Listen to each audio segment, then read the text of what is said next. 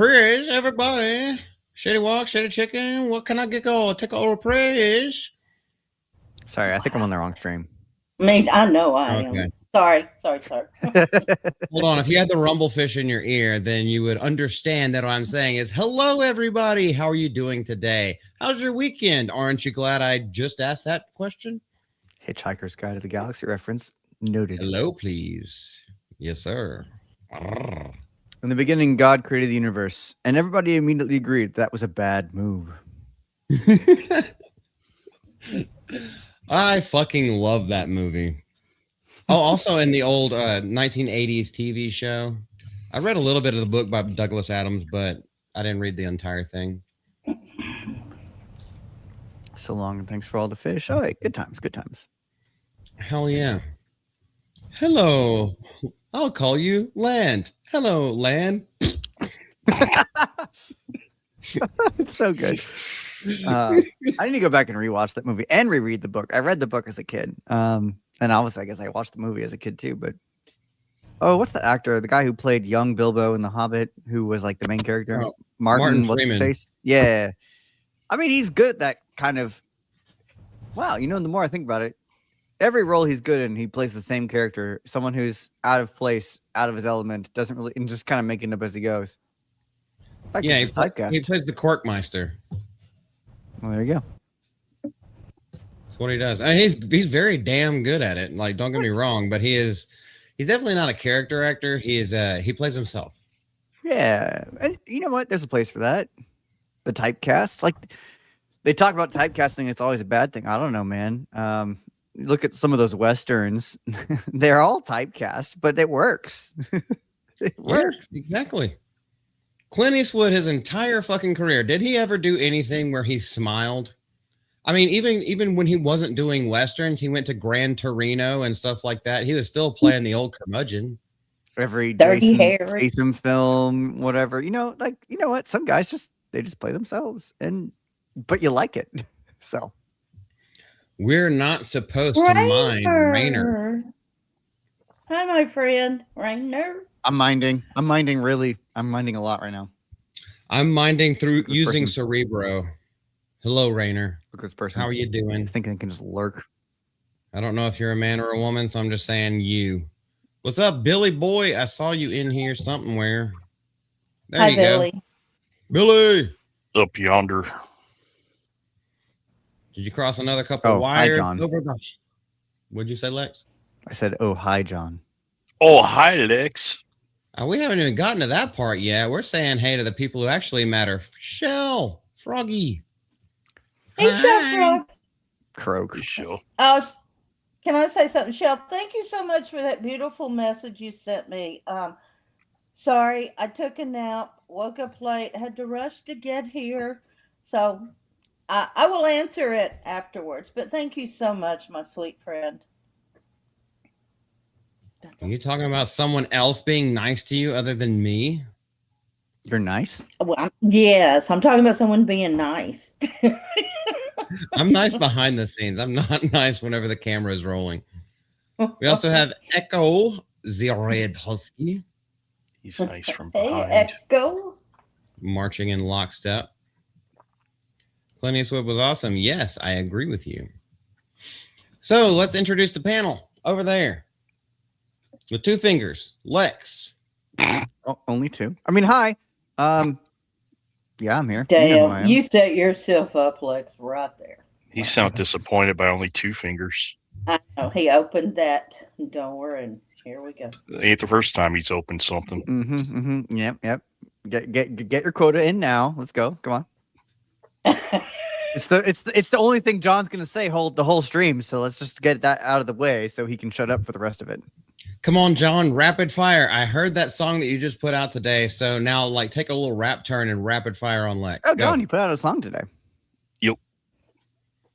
I'll have to go check that out. Wait, is it good? It actually is, yeah. And it has very special meaning. John, you could talk about it if you want to. Yeah, it's basically had one of them rough nights last night. Actually, the whole week's honestly been kind of rough because I want to say about this time of the year, that was kind of what marked when me and a Panda became official.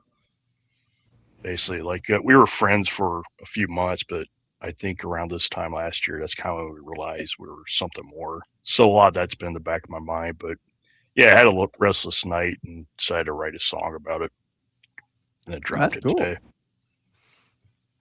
Hell yeah, dude.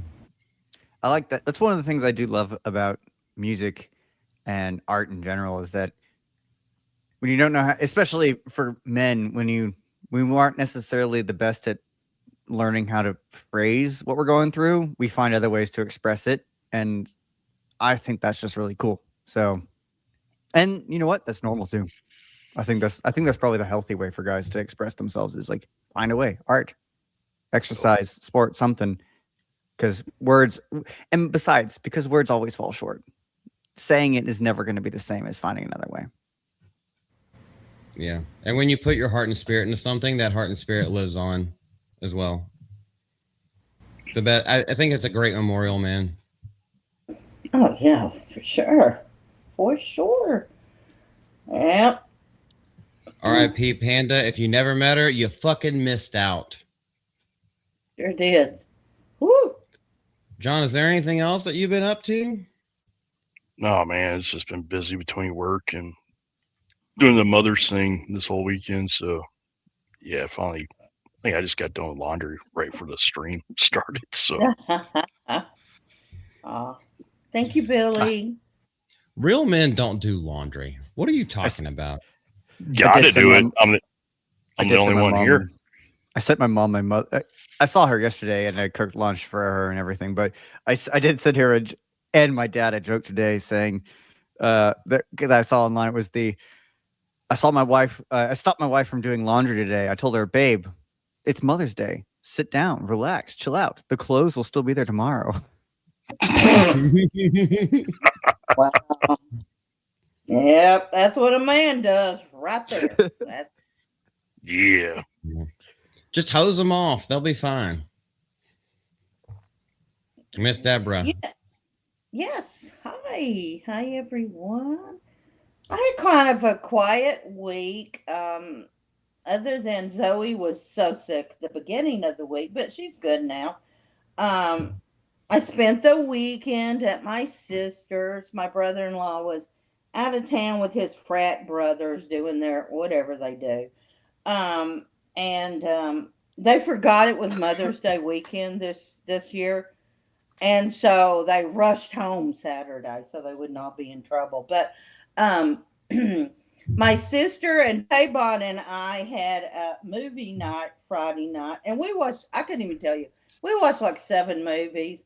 I mean, we laughed, we cried. My sister got scared because she doesn't like, horror or anything scary.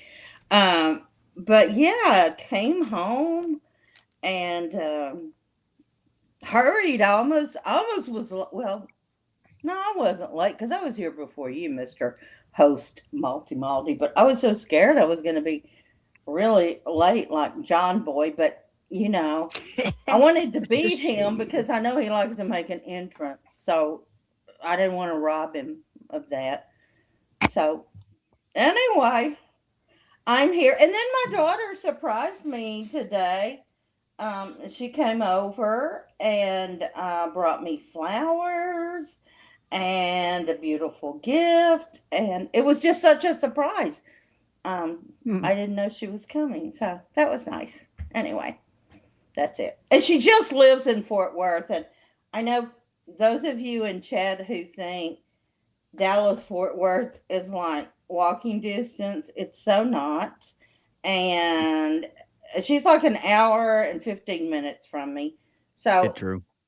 Yeah, you have to make a real effort to make that little trip. Although I do forget that Fort Worth exists. I know, me too. I'm like, Mary. Let's be real. Let's be real. Nothing in Texas is walking distance. You could be in the same strip mall. It's not walking distance. Like, holy crap, this place is so spread out, but it still has so many dadgum people. Geographically, that's one of my favorite things about just history is you can go to like all these cities in Europe and everything's so compact. You can go to like the East Coast of the United States. Everything's so compact. And then as history progresses and you move into the era where we have things like cars, like all of a sudden in Texas and in the West, it's just like, why not build these things 45-minute drives apart from each other? We all have cars. We can do that now. It's just Until you realize that when your which car is why in breaks down, Texas, your car breaks down in between each 7-Eleven is about 12 miles. Like, okay, there's 4 hours of walking. okay, you're done. So Well, there's a it's like, 7-Eleven. I'm sorry. Go ahead, Lex.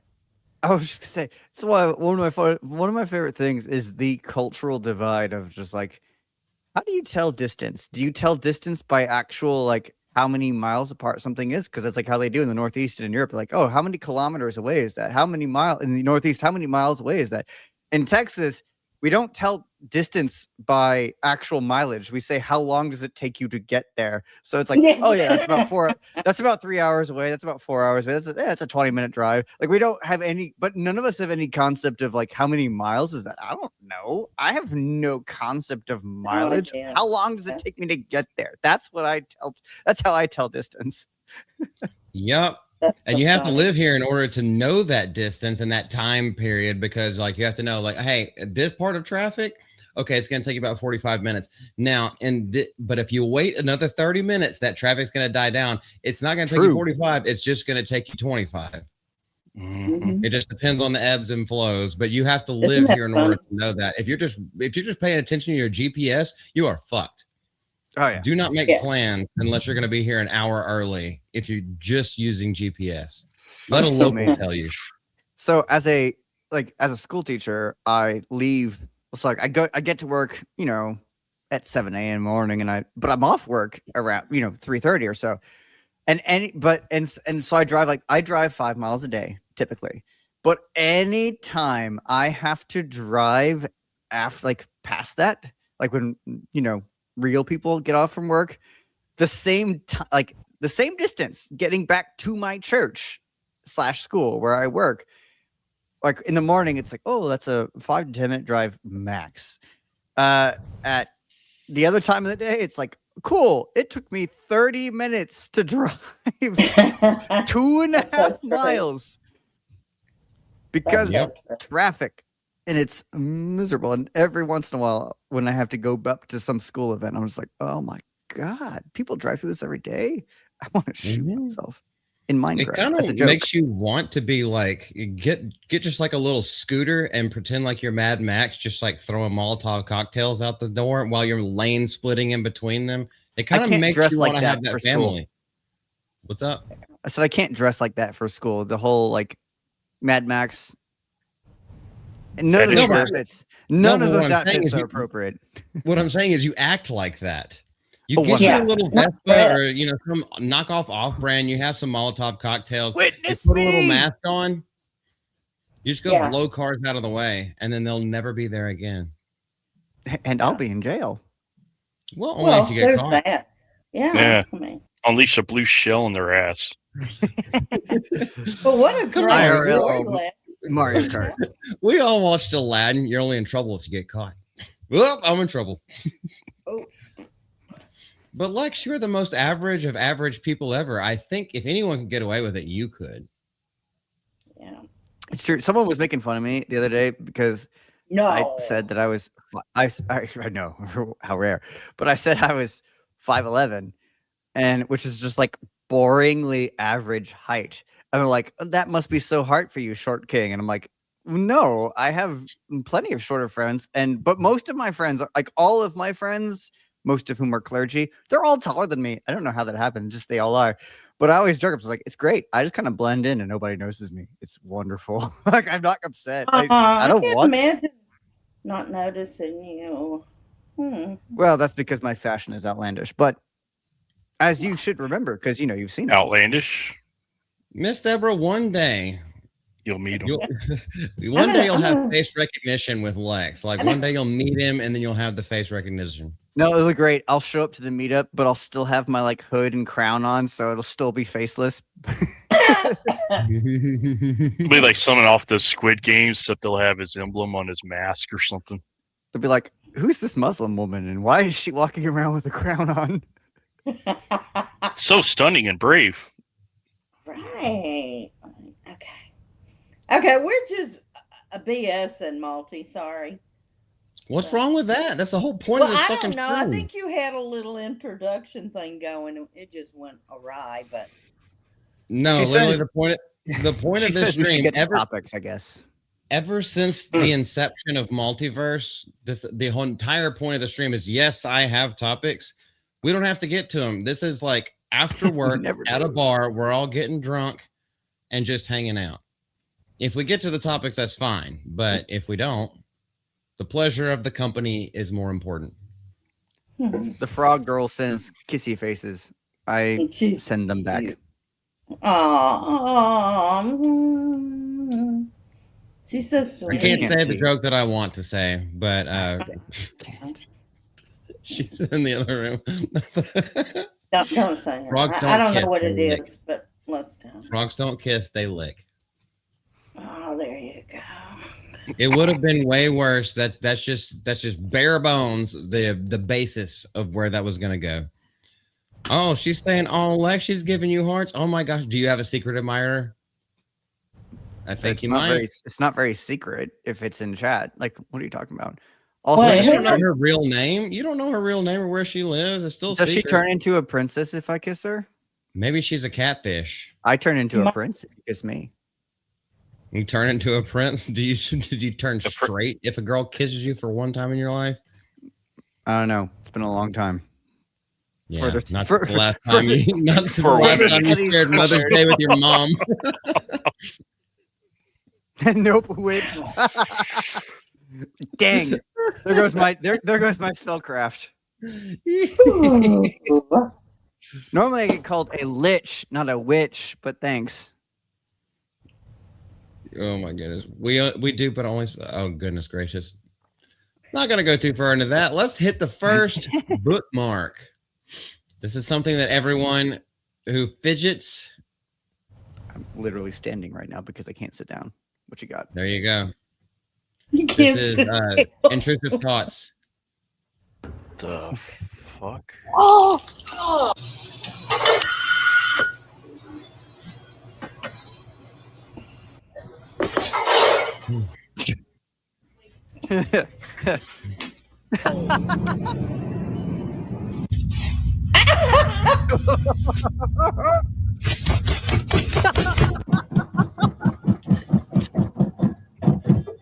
Oh my god! I can't Every imagine doing that. freaking day, I It's want so to do against that. the rules.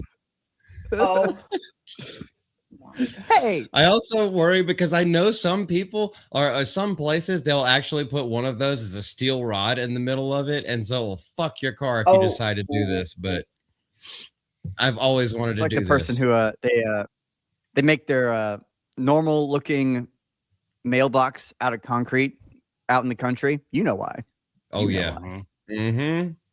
You know the people who are like that's like immoral. You're causing harm. And to which my response is, you kind of got what you had coming to you. If you, frankly, Yeah. like, it's hard for me to feel bad. Maybe I should, but I don't. I mean, if you didn't cause harm to my mailbox, then you wouldn't be suffering harm. Your arms, Yeah, your arms not- wouldn't be broken if you hadn't been destroying my property. Not to take it Oh. too seriously, but like fucking up a mailbox is a federal felony, so you're literally not allowed to fuck with them. But you remember like the baseball bat you'd hang out the window? Yeah, but hitting a mailbox out of concrete with a baseball bat's going to send all that energy right back into your arms. You're going to have fractures galore, baby girl. It's not going to be a good time. Hell, Baby Yeah. girl. Fun with physics.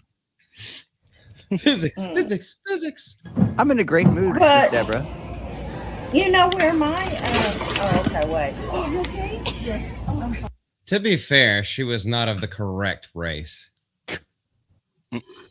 What the You know, I had a high school teacher. So in my class, I had in my school, there was a family of these like white hair, blonde, like sea blue eyed families. And I had one teacher who just straight up called all of them the master race. Every time I walked in, it's like, the master race, nuclear blonde hair. So Nuclear. one day that professor steps out of the classroom and tells us like all behave while we're gone. It's an all guys school, so like that's not going to happen. And he comes back in, and somebody had drawn a swastika on the chalkboard. And the teacher walks in, looks at it, looks immediately at the blonde-haired, blue-eyed kid, and just does a salute to him, and then erases it and moves on with the lesson. Oh, that's hilarious. You couldn't have done that at like a co-ed school, I swear. Like that only worked because it was an all-guys school, and it was just funny. It was just funny. But man, like you do that today, people would get sued and all this stuff. It was just funny. Gosh, yeah. Like they would overthink it now. We did some wild shit, basically in the same vein. I still do it to this day. I did it at Dairy Queen. They had a kid's color off for something. Was it Easter? Babe, was it Easter? We went to Dairy Queen and like, I don't know why he's asking me. Coloring things. And she was making it all nice and pretty and like coloring the eggs and the rainbow. Not the rainbow, but the rabbit and everything like that.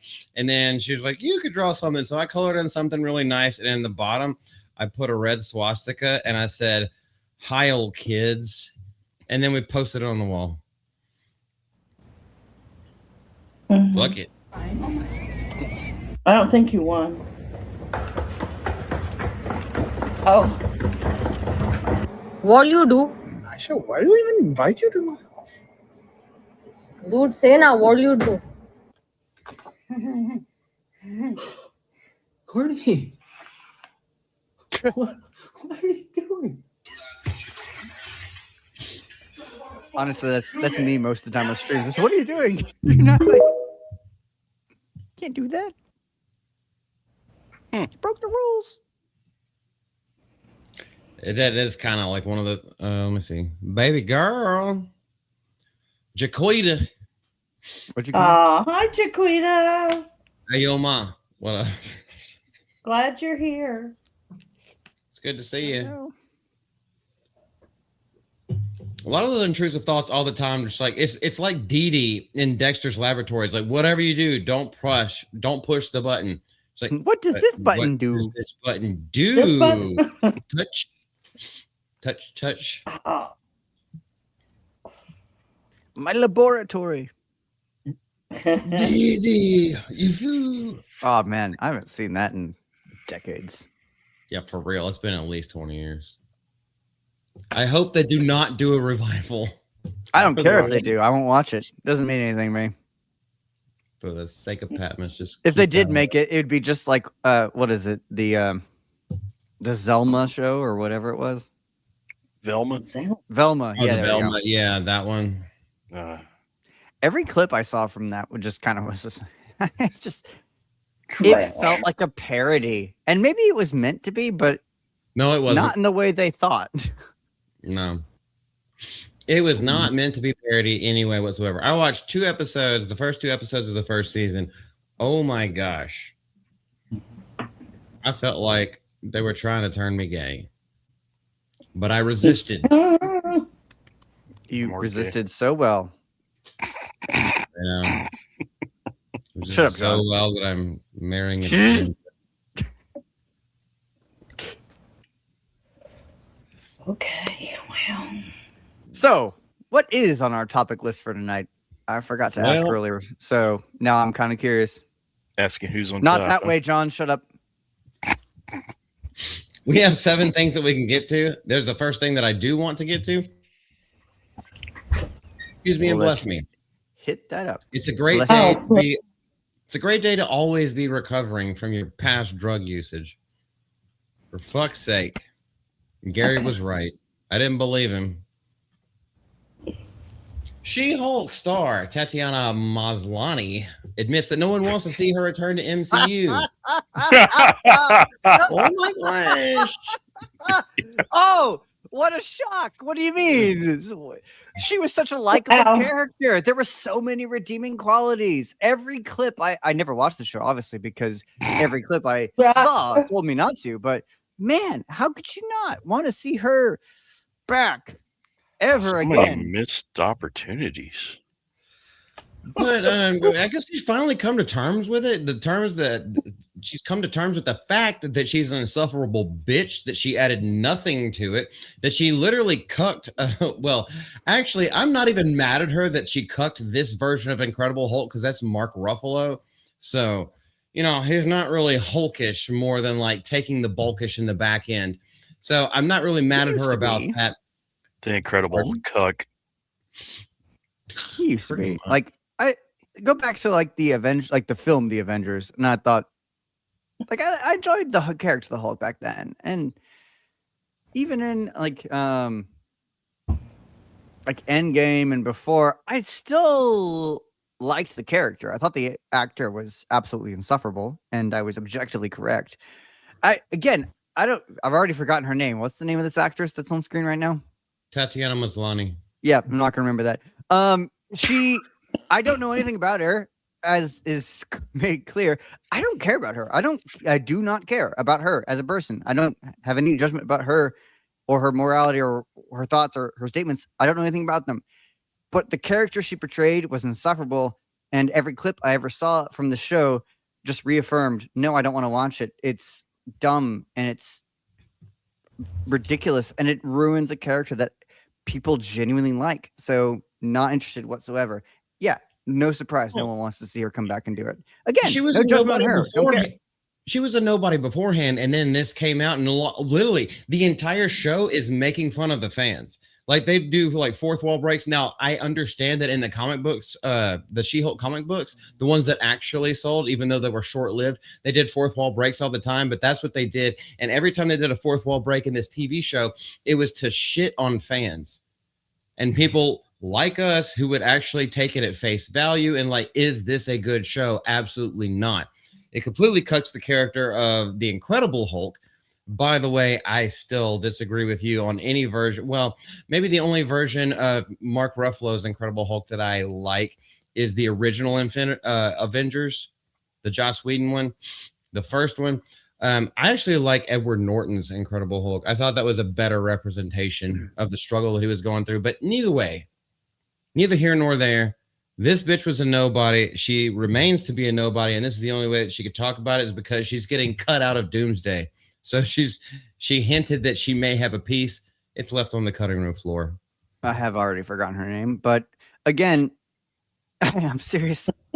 I'm not kidding. I am very bad with names. So like I've had students that I taught for 3 years, and it took me to the third year to finally learn the name. I'm serious, but especially if I have no like reason to know someone's name, I'm never gonna learn it. Already forgotten hers. Her character showed up in a TV show that not many people watched and even fewer people liked. Why would she show up in a movie? Why? There's no reason for it. Clickbait. The entire thing of Doomsday, like, I don't know, did y'all watch that like trailer where they didn't show anybody's face? They just showed the back of like director's chairs. No, you mean like the infinite line of chairs of how many names can you put in here? Please come watch our movie. Please come watch our movie. We're going to give you all your celebrities. Please come watch our movie. Yeah. There was like 40, 45 of them or something like that. It was some ungodly, ridiculous amount. Don't think I even bothered to watch that. That's all it is. It's all like it's all member berries.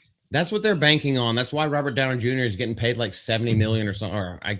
Okay, they may have taken back that price, but originally it was somewhere in those lines of, how much money he's getting paid just to show up. Not only is Tony Stark reprising that role, but also as Dr. Victor Von Doom. Go ahead, Lex, you were saying something? What can Marvel do at this point to really recapture the attention? I don't think there's much. I think they can go the fuck away. That's what they can do. Stop putting out comic books. They can go the fuck away. Stop making TV shows. Stop making movies.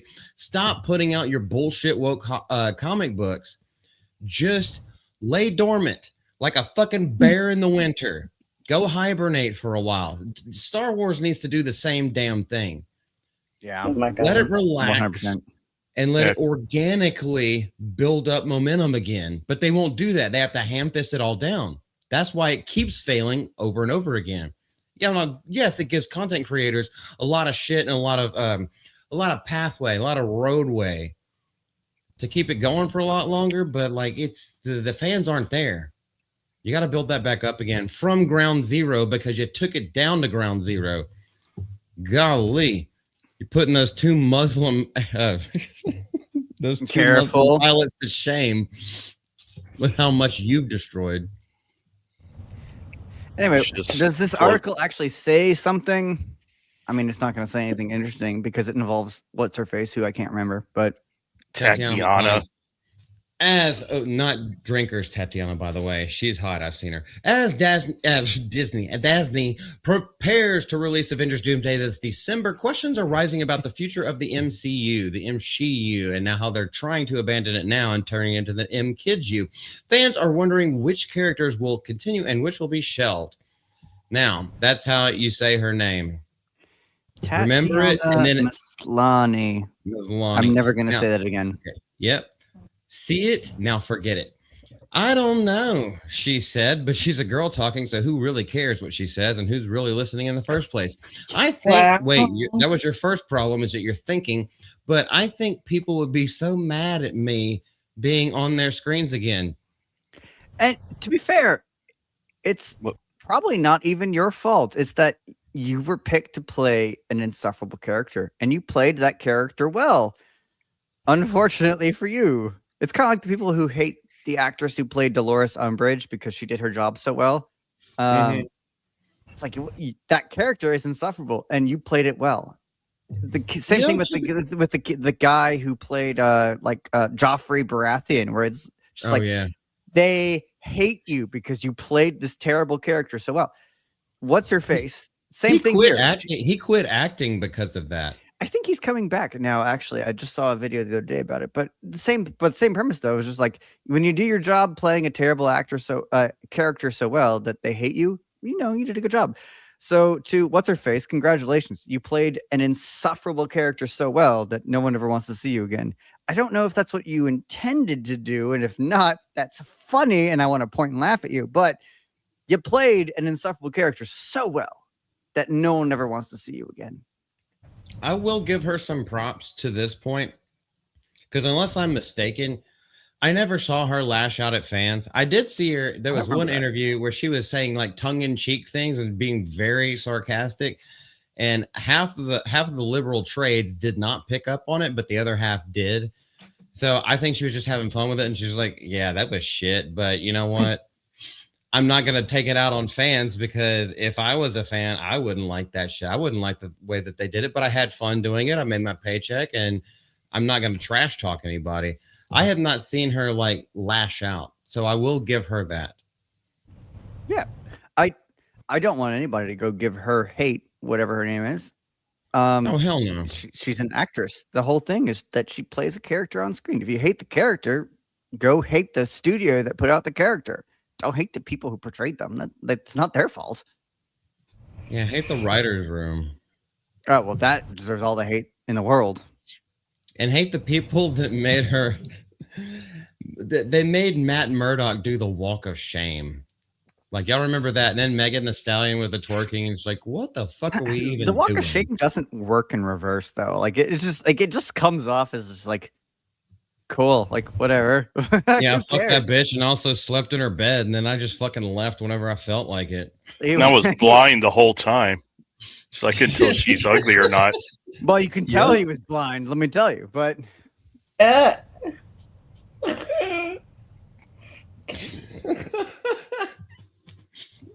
it really doesn't work in reverse. No, it doesn't. It's just like what he's honestly, he's just gonna get high fives on the way out. Well, maybe not if they know who it was with, but still. I mean, close enough. Anyway, questions about She-Hulk's future in the MCU. Maslany was promoting her Apple TV Plus series, Maximum Pleasure Guaranteed, which is not anything that's on Disney Plus. So on the playlist, Binge-Worthy Podcast. When asked if She-Hulk might return to the MCU, she suggested a second season would only work with original showrunner and lead writer Jessica Gao. The only reason why work is putting in overtime. It's like I was about to say, it didn't work. What it did work was getting a lot of people laughing, but not with you, at you. You made some YouTube careers. That worked. I mean, if that's what you meant, then sure. True. You made some people a whole fucking lot of money ripping it apart. Not saying this is when Disparu got really popular, but like he was his rising star, and then this hit, and him and Az just basically just took it and flew with it. I think it would take some. We're supportive here. We support all lesbian channels, including Disparus. Yes, I agree. Disparu has like tried to look like a more composed lesbian as of late. Look, in the UK, there's only so much you can do. True. Okay. He got rid of his desk milk. I know that. That's a deep don't cut know for what you anybody who mean, hasn't and I'm followed him for grossed a out. while. What? I said I both don't know what that means, and I'm grossed out. Oh, it's pretty gross. But so it was an actual thing that he used to have. This goes back probably 2 years now. If you were watching him back then, and like Wicked Virtue back then, before they started Saucy Saturdays, Disparu, because London is so cold, he doesn't feel the need to use a refrigerator for his milk. Oh, So boy. he keeps it under his desk because it's so cold. So we called it desk milk. But he has stopped that. Okay, he's a man of class and culture now. I don't like that you called it his milk, because there's so many layers to that I just find disquieting. Well, I mean, hey, Stop. I didn't see how the cow Stop right was there, uttered. criminal scum. All I know is that's what he called it. I didn't see how it was produced. I'm for damn sure that it wasn't pasteurized, but I never saw how clumpy it was. And enough of that. And scene. I think it would take somebody like Jessica Gao to weave her into that world, because she knows that. Wait, which world? Into the world of She-Hulk. Into the world of Doomsday. Or I guess, no, you're right. Season 2 of Doomsday. Season 2 of She-Hulk. But no one wants it. But anyway, Jessica Gao. Yeah, sure. What's she going to do about it? Being the star of her own show, that makes sense. Do you know what okay, hold up. Wait a minute. Wait, what? There's So many something right. about She-Hulk being the star of her own show that makes sense. Do you know what I mean? You mean like how The star of any show? How the male people that the show is named after them, they're never the star of their own show? Is that what you mean? No, there's something that makes sense about like the show's called about a girl and I'm the girl, so I should be the star, right? It's like, well, we could say the same thing about men. No!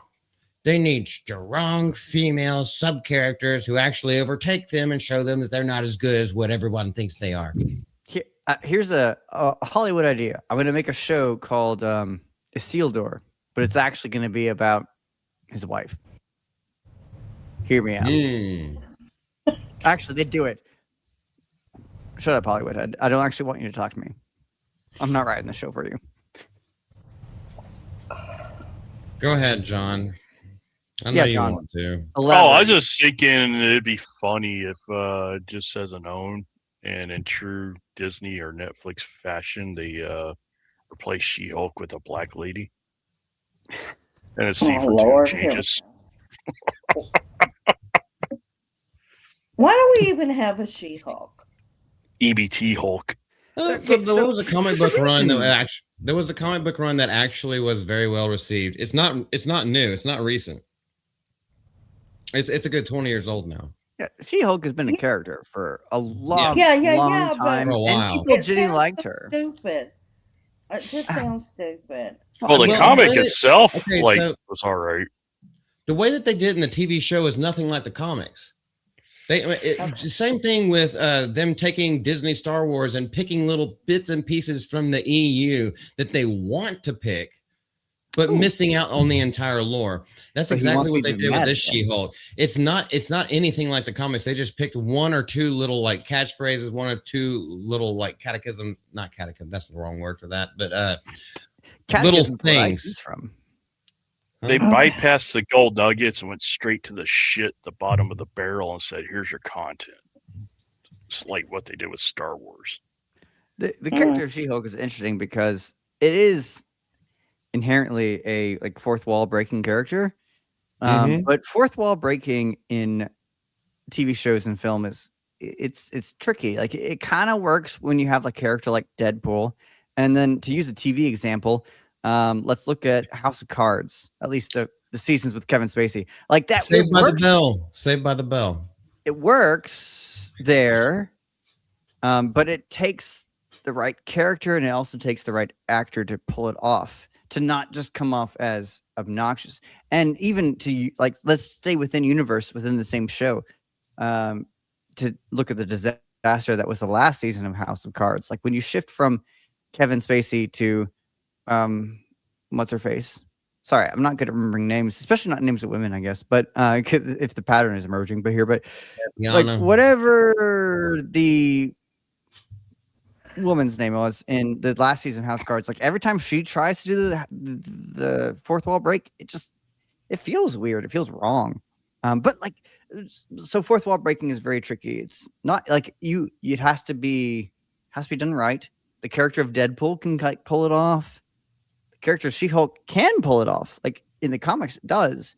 In the show, they didn't do it well. It came off as pretentious. Well, here's a big thing that I've seen. Okay, y'all tell me if I'm wrong. This is just one part of a whole. Shut up, bitch. Whenever women in these, in these roles play a fourth wall breaking character, they over emote. They're like, oh, did you see that? Well, as Deadpool is like, oh my gosh, holy crap, he's not even going to notice this. And then he goes back straight into the action. But women have to be like, can you believe this guy? Can you believe him? It's like, you're overdoing it. Now it's no longer fun. Now it feels like you're almost preaching at me. How you doing, chat? John here. Now stepping outside, but I think these two gay guys up here have a good point. But they don't hear me because I'm breaking the fourth wall right now. Okay. I would say that's on the list of the gayest things you've done, but honestly, it's towards the lower end of the gayest things you've done. You like it lower because you're a bottom. Oh, here we go. Someone on Twitter called me something. Hi. I saw that. Someone called you a woman. No. I was called a woman. And that was funny because I was just like, what? Nothing I've ever said should ever give anyone the impression I'm a woman. Like I get called all types of things, but getting called a woman by someone who's followed me for years was a first. I was like, what? You can think all types about things about me, but not that I'm not a man. No, there was another comment though I got that someone called me something I've never been called before, and I don't exactly know what it means. And I'm almost afraid to say it here because I'm afraid that it will become a new joke. But someone called me an omega, and I don't know what that means. Like I know, and this is probably going to just fuel the fire. I know in theological terms, like alpha, omega, beginning and end. Like I know that. Like, and I'm hoping there's not a correlation there. Maybe you're a bottom, like you're the bottom end. Yeah. Is that what they mean? I don't know. I don't know what that means. Like, because they already had terms like bottom and power bottom and all those different things that I've been called for years, but I've never been called an omega before, and I don't know what that means. Maybe it's a power bottom end. But I've been called that before. I just don't know what omega means. And I'm afraid to find out, and I refuse to ever Google any of these terms because I don't go to gay clubs, so like I don't know all the lingo that y'all use on a daily basis. Evidently, neither do I. Hence, Wow. hence I'm confused. But I had never seen that term before, and I was like, I don't know what that means. But I also didn't want to ask. Did you feel flattered? No. I felt confused and baffled and slightly concerned. Did you need your blankie, Linus? Lex Linus? You have no idea. Right now, I am wearing a weighted blanket poncho, and I am so cozy. Ooh. You heard that here. You know I love my flowy... No, I love my flowy clothing. So I'm just going to... Next meetup, I'm just gonna wear as many. That is funny. Oh boy. But how are babies supposed to be made on Mother's Day of all places, Jaquita? Opposite of an alpha. I'm not weak? Shut up. No. Well, this could go either two ways, Lex. In one way, an omega is a person with a secondary gender who is typically submissive, often capable of pregnancy, and biologically driven to bond with alphas. Or on the flip side of that, a confident, self-reliant individual who is independent of the social hierarchies and does not seek leadership or validation from others. So I'm going to go with the first one. The second one sounds more accurate. Also, what? There's so many layers to the. Anyway, you know what? Never mind. Omega could also mean the be-all, end-all of all heterosexuality. At least the end-all. There you go, Lex. It didn't even matter. I've always had the running joke of I want to be last, which comes from the Destiny days, like not Destiny the streamer, Destiny the game days of the character Callus, who said, "I reserve the right to be last." I always like that. I want to see everything that's left to happen. Like I always like that. I thought it was you want to be last in the train. That way you don't get plucked. I don't know. I want to be the very best, like no one ever was. Bum bum bum. Is that Pokemon? Hell yeah, it's Pokemon. I was about. Cool. I got the reference. The entire song. High five me. Thanks, me. He just hit me. That wasn't a high five. He just slapped me. Well, you said high five, so I gave you a high five. I used to do this with Mo all the time. We'd high five each other. Look at my hand. You're gay. High five, John. You want the high fist. I really don't. He likes the high 5 inches. I saw. Is that the most you have to offer, John? Well, sorry. Oh no. I saw Lex's burial plot earlier. Yesterday, That's my front yard. Your front. Well, it's okay to be buried on your own property, motherfucker. But you have. If I get buried there, something went right out where like you could have a tombstone right there underneath the tree with the flowers already there, so no one has to bring bouquets because no one would anyway. Yeah, I want to get buried in the overgrown backyard that I didn't post pictures of. Everything's fine there. Although they'll have to dig around carefully because that's where we've buried all of our pets. So, it's a family home passed down from generation to generation. So it's kind of one of those. You got to be careful what you dig because you might find something. You might find Snuffles. You might. Oh God, there was I wasn't there for this, but one of my uncles told me this story of like apparently they did one of the burials of the dogs in a weird way, and they went out and they found this skeletal paw coming up out of the ground. Oh, bro. Damn. I was just like, oh no, you can't do that. Anyway, I know the first dog that we had to bury on my parents' property. We had to put logs over it because not only the armadillos, but like other dogs and then like coyotes and everything might try to dig it up. So we had to put like giant ass red oak logs underneath where we buried him, so he wouldn't get exhumed. Not to be sinister or anything, but one of the things that we learned in college was if you ever wanted to hide a dead body, you'd want to bury it vertically, not horizontally, and over it you'd want to bury a dead animal. So that when they go over it with the machines that kind of dig down, like look down to the ground, they'd see the animal and they'd just say, "Oh, well, cool, you have a dead animal there," and then they wouldn't look further into it, and they'd keep moving on. That's such a good idea. That's not advice for anyone. That's just an interesting thing that I don't know why they mentioned that in our forensic classes that I, for whatever reason, took. Remember that, Lex? Miss Deborah. I know, John. Right? John Evelyn's taking notes. Deborah's like, "Oh, I see." The Everglades. Yeah, that's a good one too. I guess that's kind of far from. Never find them. That's the most John Ambler has written in years.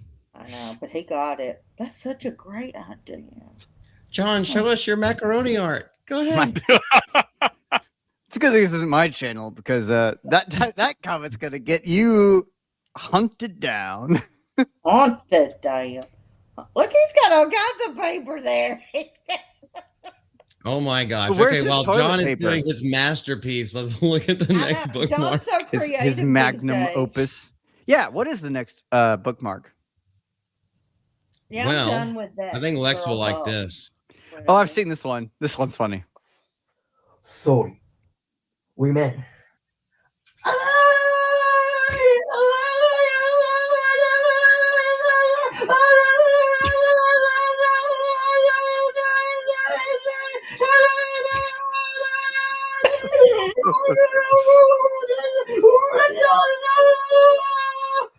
Fuck.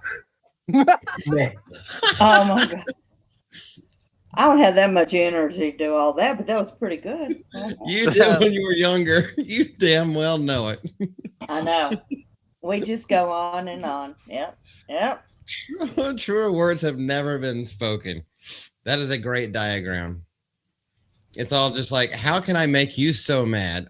Bill Burr talks about this. Like, all they're doing is trying to get you to call them a cunt. That way, that word like trumps every single thing that every single wild thing that she said in this argument where she's clearly lost. So, And John, now when are you she's going to at show us upper your hand. stick figures that you're drawing right now? Don't rush. Okay, the one master. second. Don't rush great can't- art. You can't rush art. Yeah, Billy, we know. Thank you for still being here. I'm sorry you're still here, honestly. I'm not sorry Billy's still here. We like having Billy around. We had 2 years to get rid of sharks and rid of folks in Florida, shark bait or gator bait. Hell yeah. Everglades works. You'll never find them. Also, The hog Gators pens. will do it. Hog pens will work.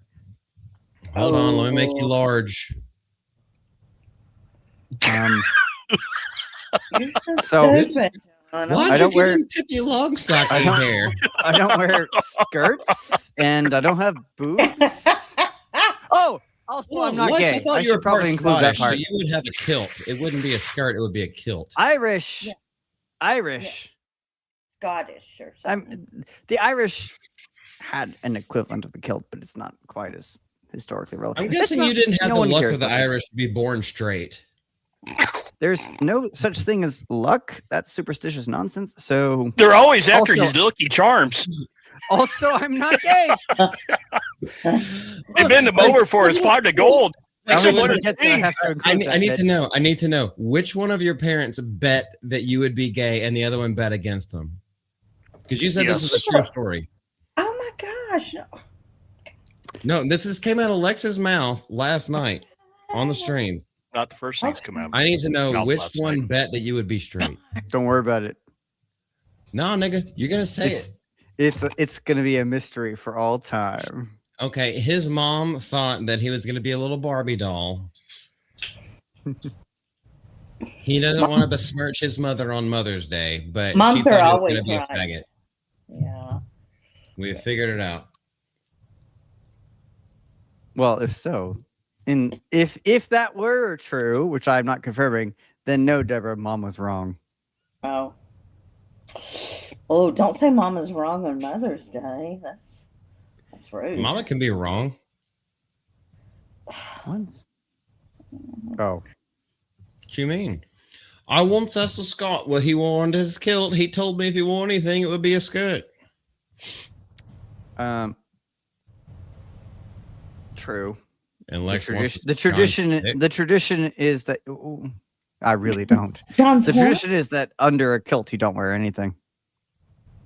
But I bet Don't you you. wear underwear? He's No. just fucking around, Billy. Don't worry about it. He's just Actually, fucking no. around. That's what we do. Miss Deborah, no, I'm serious. The tradition is no, they don't actually wear anything under a Oh. kilt. Yeah, the tradition is nothing. Just hairy balls and hairy ass.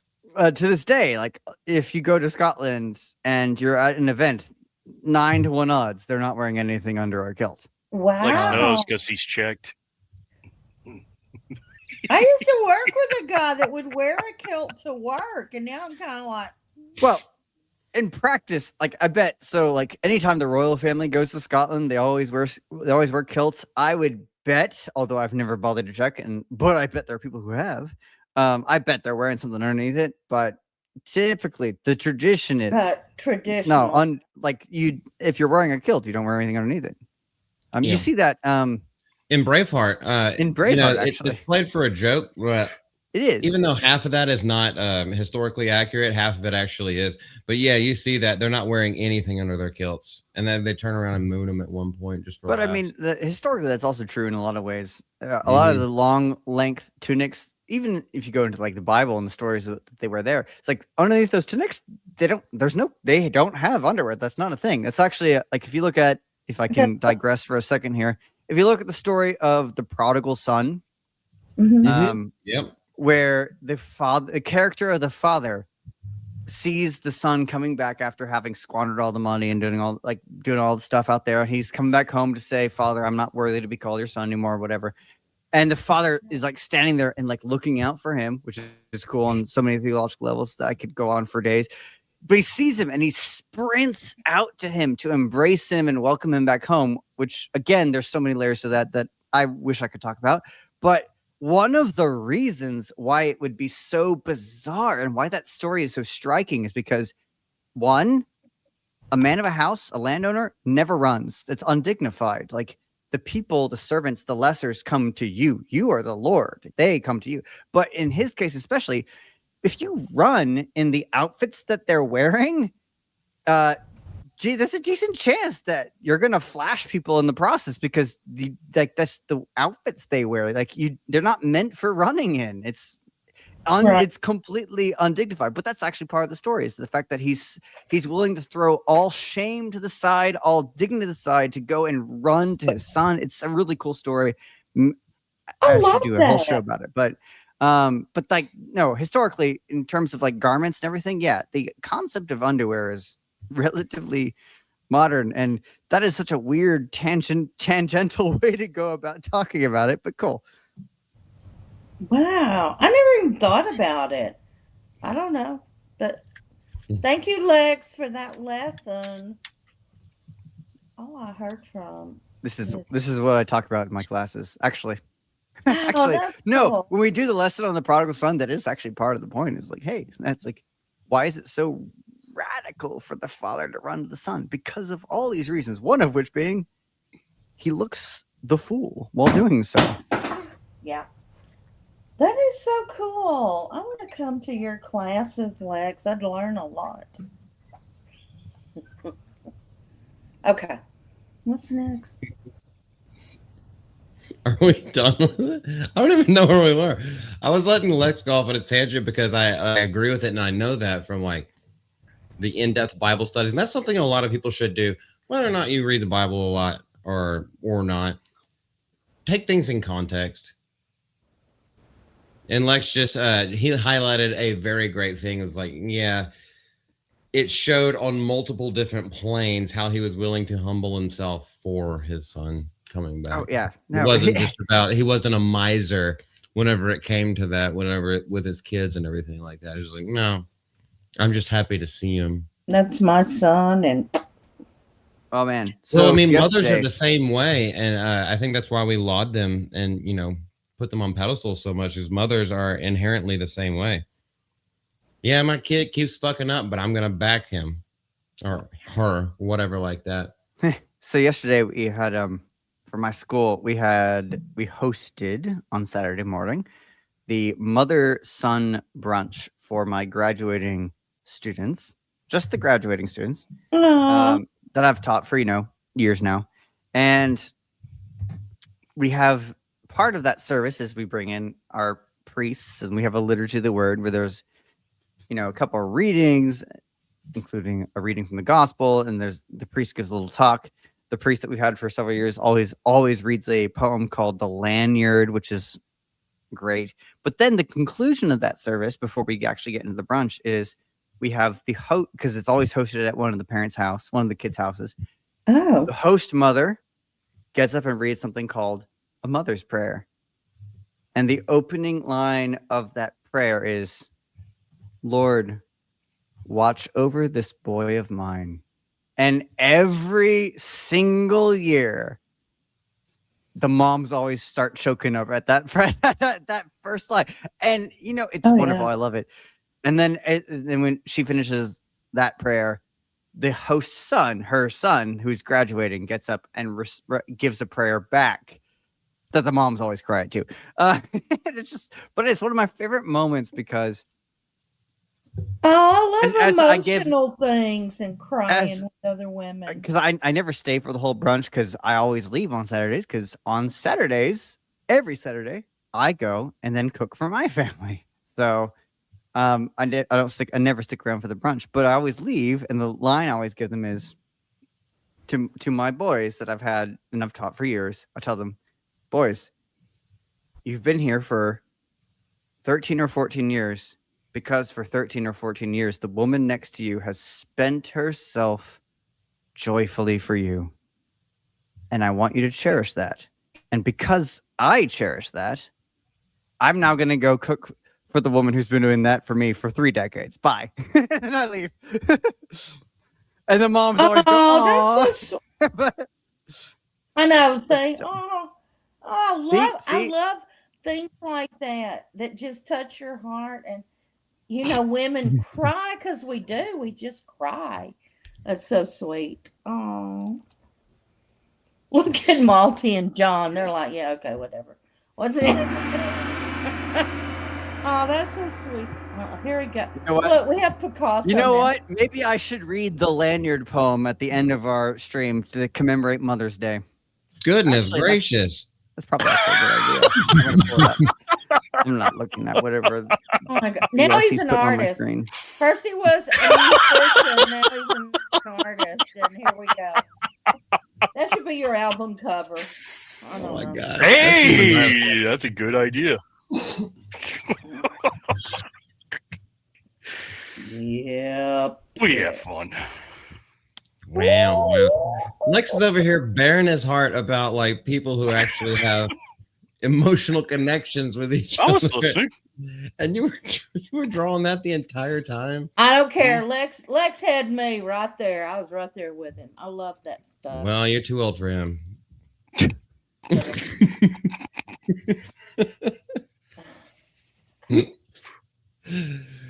Miss Deborah, drink up, me hearty yo ho, Whoa, yo whoa. ho, yo ho. Speaking pirate's of- life I'm for almost me. empty. See? Yeah.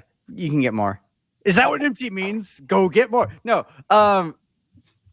Speaking of things I am looking forward to and drinking up, the remake or remaster or whatever of Assassin's Creed Black Flag. I am genuinely looking forward to that.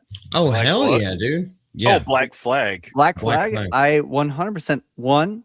I loved that game on the Xbox from back when I had it, and I've had it on PC. I am so looking forward to them. What I want them to do is basically just copy and paste it.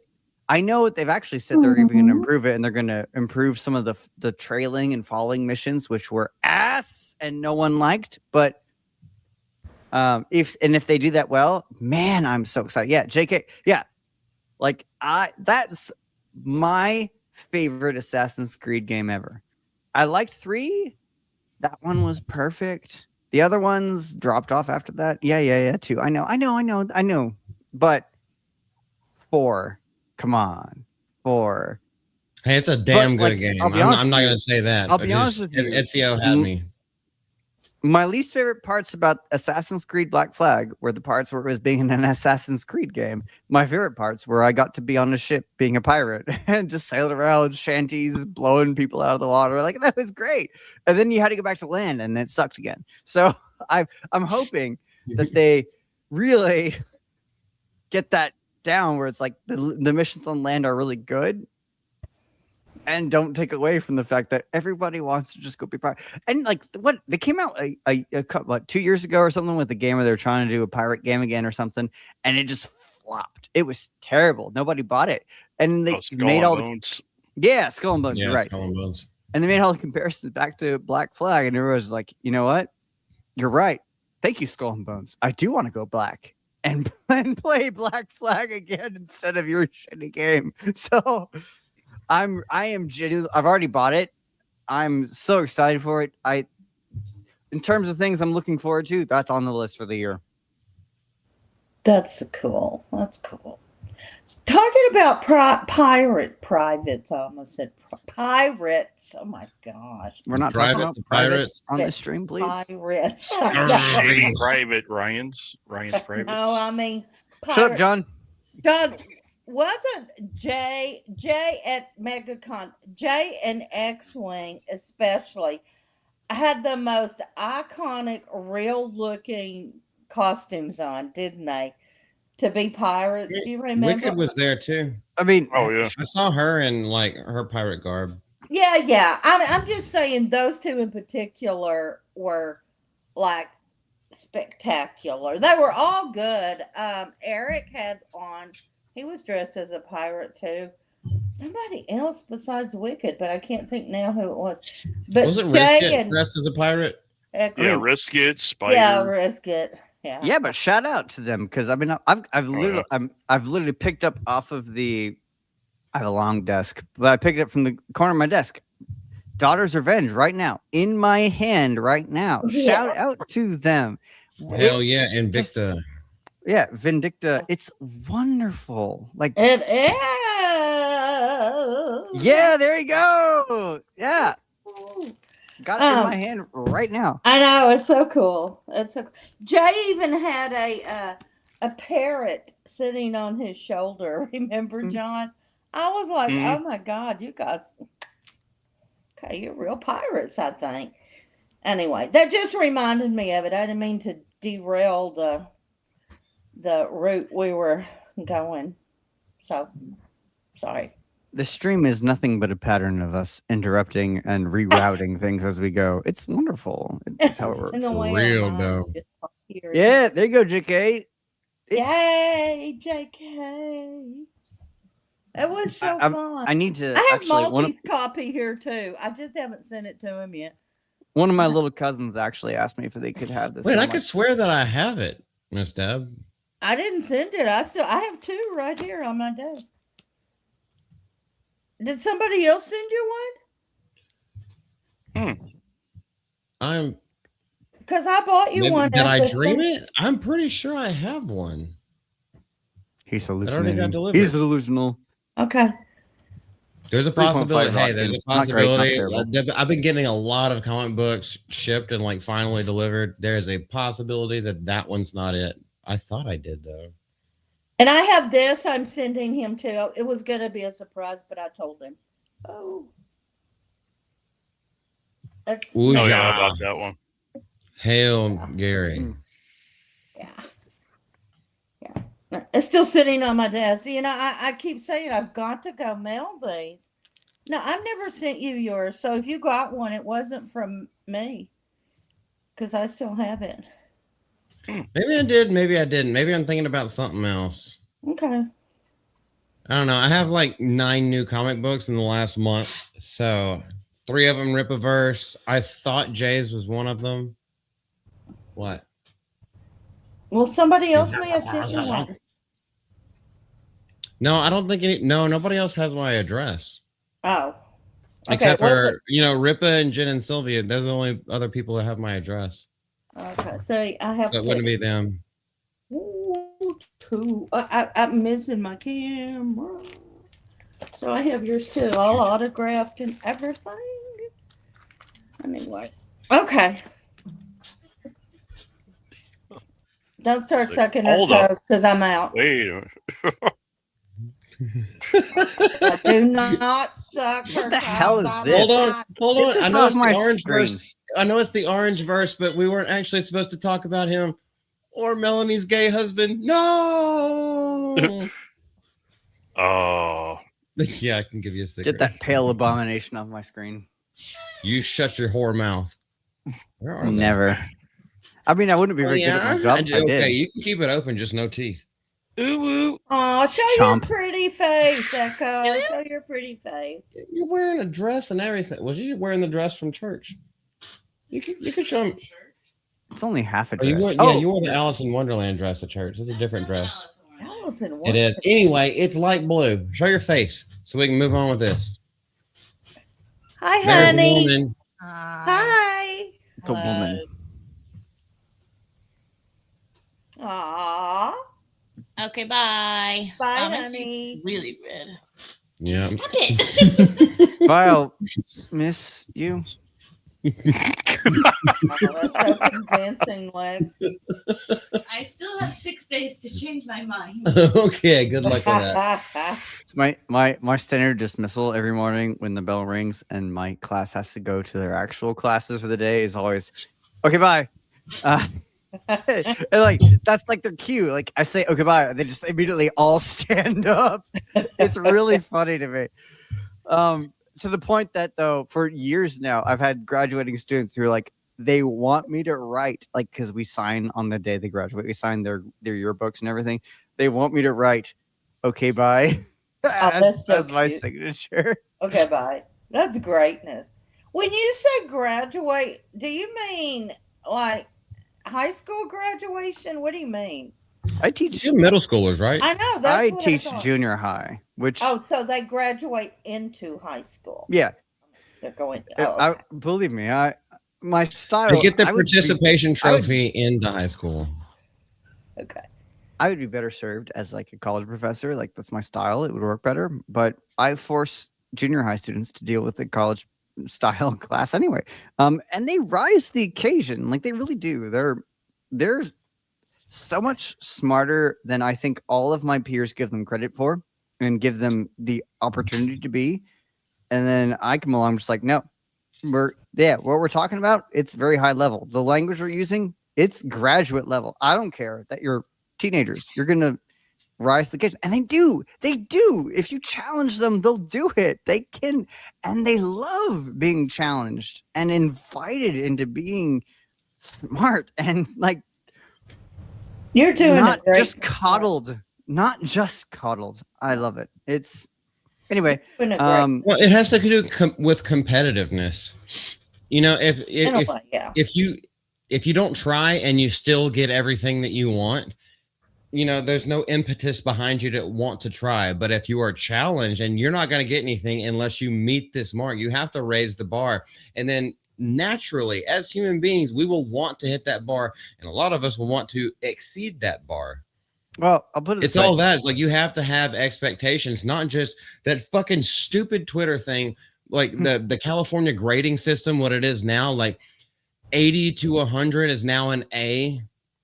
What? And basically, by the time ew, you get to gross. a normal F, you're like the way that we grew up. 65 to 74 was An F. was a D. 65 D. and below was an F. 65 to 74 was a D. 74 to 85 was a C. 86 to 93 was a B, and 93 to 100 was an A. I like the university system. Granted, they went to the block thing where it's 90 to 100, 80 to 90, but I like that. this, well, I'm okay with it. But I'm still, okay with that. so, But like the new shit that California is doing, like that's fucking ridiculous. What used to be an F as a failing fucking grade is now considered a B. That's Well, Like you're not That's- challenging the kids, and therefore the kids are fucking retarded. on that These comment, is I a would just say, bitch. can you imagine laying there on an operation table and hearing your surgeon say, yeah, but I got extra credit? Like, I mean, honestly, like, that's not what you want to hear. But I mean, in reality, I look like, so we just did our diocese just did a standardized testing across all of our schools for their knowledge of religion and what they're supposed to know. And I'll say in my school, the upper school, which is what I teach, I have 6th through 8th grade, were like exceeding or like at the perfect level of knowledge, and the lower school was not. And like, it's not me. I don't feel like that's my accomplishment. That's my kids' accomplishment. They did that. I just gave them the information, and I forced them to like, no. We're going to talk about it at a high level. And then they rose to the occasion, and they crave it. They want to be challenged. Honestly, that's my thing. Well, that's my thing about kids these days is that they want to be challenged. And on so many levels, are they so coddled in every way that they never get the opportunity? They crave being challenged. They want to go and achieve and do.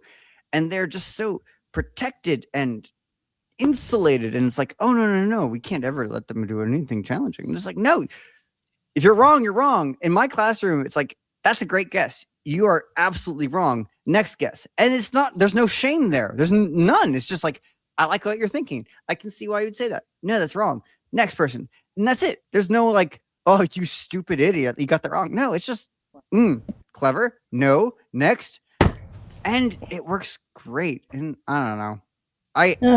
I hate school systems. I work in one. I like the one I'm in, but in general, I hate them. You know what, Lex? I so see you teaching seniors and how good you would be for them. Their last year of, normal school education. Most of them probably will go to college, but you could give them so much, by challenging them and just the way you teach. I'm gonna write the Pope and say, can you please make Lex with the gay looking symbol? Can you please move him up to high school teaching? Thank you. Your Holiness, I know his symbol is gay AF. However, Maybe for once in his life, can you move him from the bottom to the top? Oh my God. You would though, Lex, if you ever consider that. I think it would be amazing for those. That's all right. They're already trying to get me. Ass wagon. They're already trying to get me back in seminary. So.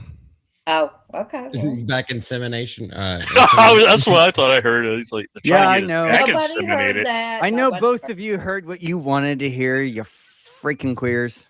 Yeah.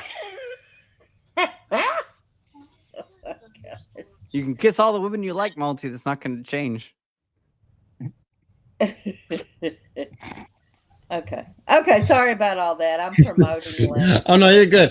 I actually like having these kind of conversations. Not everything has to be a fucking creep show or a freak show. I just love. Sometimes it's good to talk about these kind of things. Yeah. Because I worry about our youth today. It's like, oh. I worry about them being fucking fondled.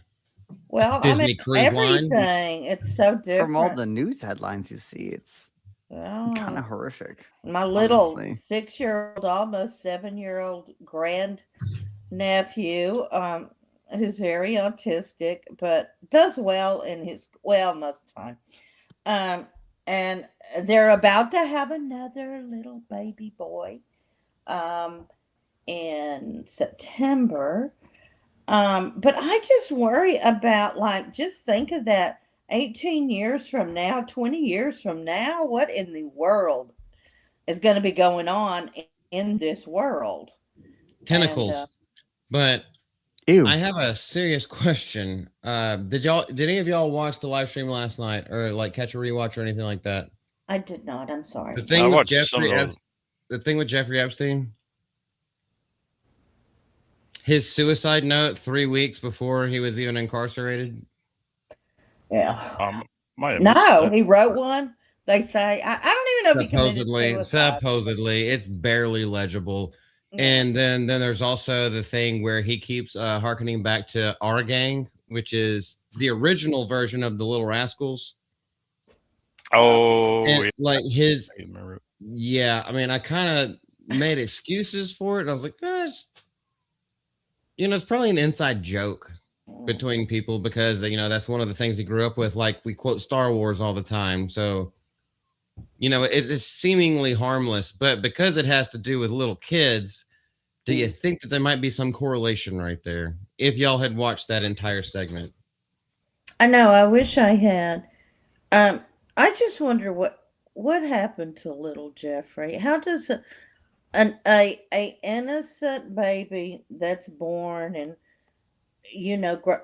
what goes wrong or what happens that makes them become and do the things he did? Allegedly, he did. I couldn't tell you because I'm not that person. I know. It just makes me wonder. And even with serial killers, they're born so innocently. Okay, yeah, we know about the bad home life. I just don't think that creates serial killers, because your mama drank a lot. I mean, It I- depends. Product I was- of environment, it's definitely a factor, but It is. finding enjoyment in it is something completely different. Right. There's I the think point of psychopathy or Yes. psychopathy, however you want to pronounce Yes. it. Mm. There's that part of it. I mean, get I it. was raised up When all that thing's right, not and firing the right way.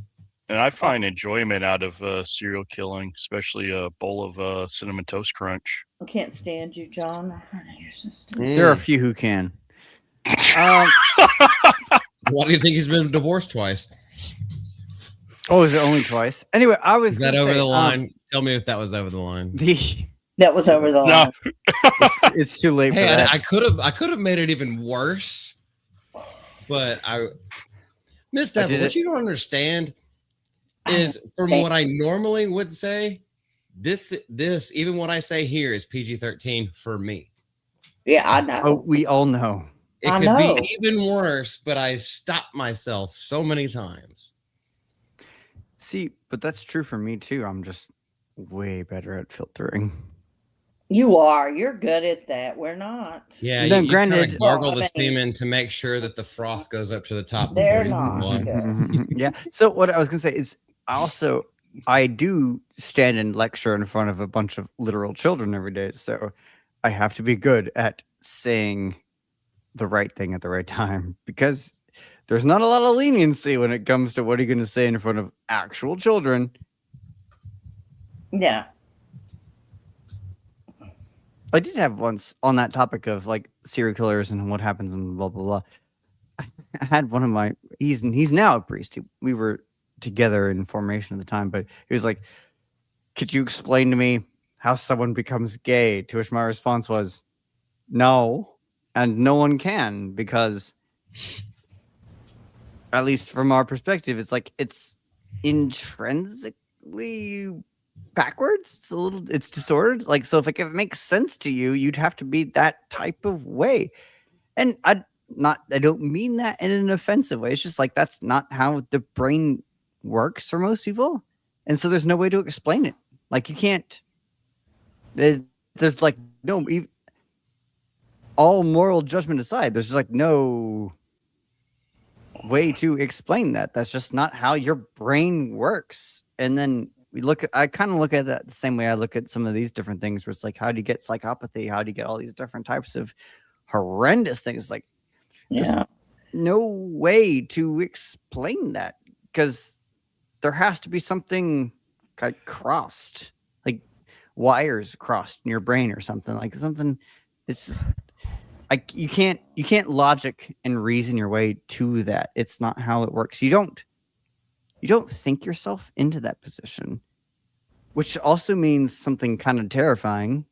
You can't think yourself out of that position. Those people who are like that, they can't just realize something and be suddenly, oh, I'm not that way anymore. It's like, no, there's something way more scary, terrifying, permanent, sinister. It's like, it only makes sense if you're that way. I don't know how else to put it. Yeah. It's not my channel, so I can't get banned. So, But you know how serial killers can appear to be living a normal life. They're going to go out 2 or 3 nights a week and kill people, but they never kill their own family. I mean, some do, but you know what I'm saying? They have some control over their victims. And I find that just fascinating. Like, why wouldn't you kill them if you're going to kill them? I don't know. How would you get away with that if they're right there? Everyone would know it's you. Well, I mean, yeah, I guess so. Okay. The terrifying thing is being insane doesn't mean that you're illogical on all levels. Yeah. Sometimes it just means That's you're the insane. scary part. Yeah, exactly right. Controlled insanity or something. I don't know. Well, I mean, I don't know I'm coming in at the end of this little talk, but Why we missed you. you can be logically, you can use things logically, still be insane, but you're logically bucking social norms. which makes you look psychopathic, and then you take psychopathic actions, which make sense logically underneath a certain guise. And that's how a lot of these people tend to make it okay within their own heads. Yeah, I guess so. I don't know. Okay. Weird. Again, as Your I've Honor, said, she was to them, asking for it. if it made sense to you, you'd be as crazy as they are. Good. I'm glad it doesn't. Yeah, but what defines crazy? And then you get so mad, I get you to blow your own head off. But now I'm the serial killer? Good luck. Y'all are stuck with me until the end. And I reserve the right to be last. Yeah, he wants to be last, remember? Come on. And we're the 4 best friends that anyone could have. We're the 4 best friends that anyone could have. He blows your head off in a different way. Oh, What's our next? What's our next topic? Whiz, okay. Quack, John. Hey, I didn't say it. John said it. Don't put that evil on me, Lexi Bobby. I'm not putting anything in your mouth. Hey, what's our next topic? Speaking of death, I John, did that. We get John. Band. You may actually know this band. Do you remember the band Lost Prophets? Yeah, vaguely. Or any of the scandal with what the lead singer did to little girls? Oh my God. That I don't know. Ooh, girl. Where's the band from? Are they? They're British. They were British. Okay, this is like 2004. There's your problem. Whenever they were Yeah, I was going to say, I remember one song by them around 2004. I can't remember. Around my daughter was born. The British. Yeah, there's like one song on that I heard on the radio. Yeah. I can't remember what it was, but I didn't really follow them too closely. But that's the last time I remember hearing about those guys was back around that time period. I had their first album. I really enjoyed it. It was around the time of Hoobastank and everything, but a little bit more edgier as it was as emo was going to screamo and that kind of shit, going to post-hardcore and that kind of music. And then it came out, I can't remember, it was after 2010, where it found out that the lead singer was diddling little girls and also grooming them. So they got put to jail. And then while in jail, whenever the people found out, they fucking murdered him. Hey, I'm not here to judge, but what people? There has been what people, the inmates. Oh, the inmates. Okay. The inmates found out what he had done and what he was sentenced for, and they took matters into their own hands. But there are new details that emerge in the murder trial of the singer, Ian Watkins. He's the guy who did Ian Watkins is the guy who did the bad things. Really? He looks like Adam Lambert, sort of. Well, with less mascara, I guess. New details have emerged in the death of former Lost Prophet singer Ian Watkins after he was stabbed last October while serving out a 29-year sentence for multiple child sex offenses. So there is, that's the proof, just in case, I just tell you something and you believe it. There's the fucking proof. He was already sentenced for 29 years. Yep. Not just for one kid, multiple. The trial is currently underway in Leeds, which is in the UK, in which 29-year-old Rico Goodell has been charged with carrying out the attack, and fellow inmate 44-year-old Samuel Dodsworth allegedly disposed of the weapon. So we have the actual person and we have the accomplice. Wow. And they're being put on trial, which, I mean, if they're in a prison, well, this isn't America, but I would assume if they're in a prison with someone with these kind of offenses, they have already done some shit. So they're going to be in there basically for the rest of their life anyway. It's not like they're getting a 2-year term while this motherfucker is getting like 30 years. Right. That's what I would think. But according to The Guardian, it also came out in testimony that Goodell had allegedly boasted to guards afterward they could be talking to someone famous, and that his demeanor had been described by prison officers as perky after the event took place. Now, this is all alleged. This is all in Minecraft. As a joke. I would probably feel the same way if I knew that I had one of those people who hurts kids off the streets. Yes. I mean, what would you do? Would you just would you invite them to Thanksgiving dinner? I, for legal reasons, won't say anything further. No, I was just thinking that. I'll say Fine it. with me. Fine with me. But here's what Goodell later told a prison officer: if I'm going to die, if I'm going to do life for murder, I'm going to make sure it's worth it. Now there are Understandable. Okay. there are religious reasons for we don't want to be the judges of others. That's for God to sort out. Oh, okay. However, I don't God makes it believe clear that the I state don't believe that. has a role. Pardon, go ahead. I was going to say, God makes it clear. The state has a role, actually. There's a role for a form of governance that judges people. God alone judges your eternal salvation, but in practice, the Bible makes it pretty clear that there are other systems that should be in place that judge people's guilt for crimes in this life, period. Yes, Yes. exactly. Yes. And that's what I'm saying is like, so therein lies kind of a theological and philosophical question just with that right there.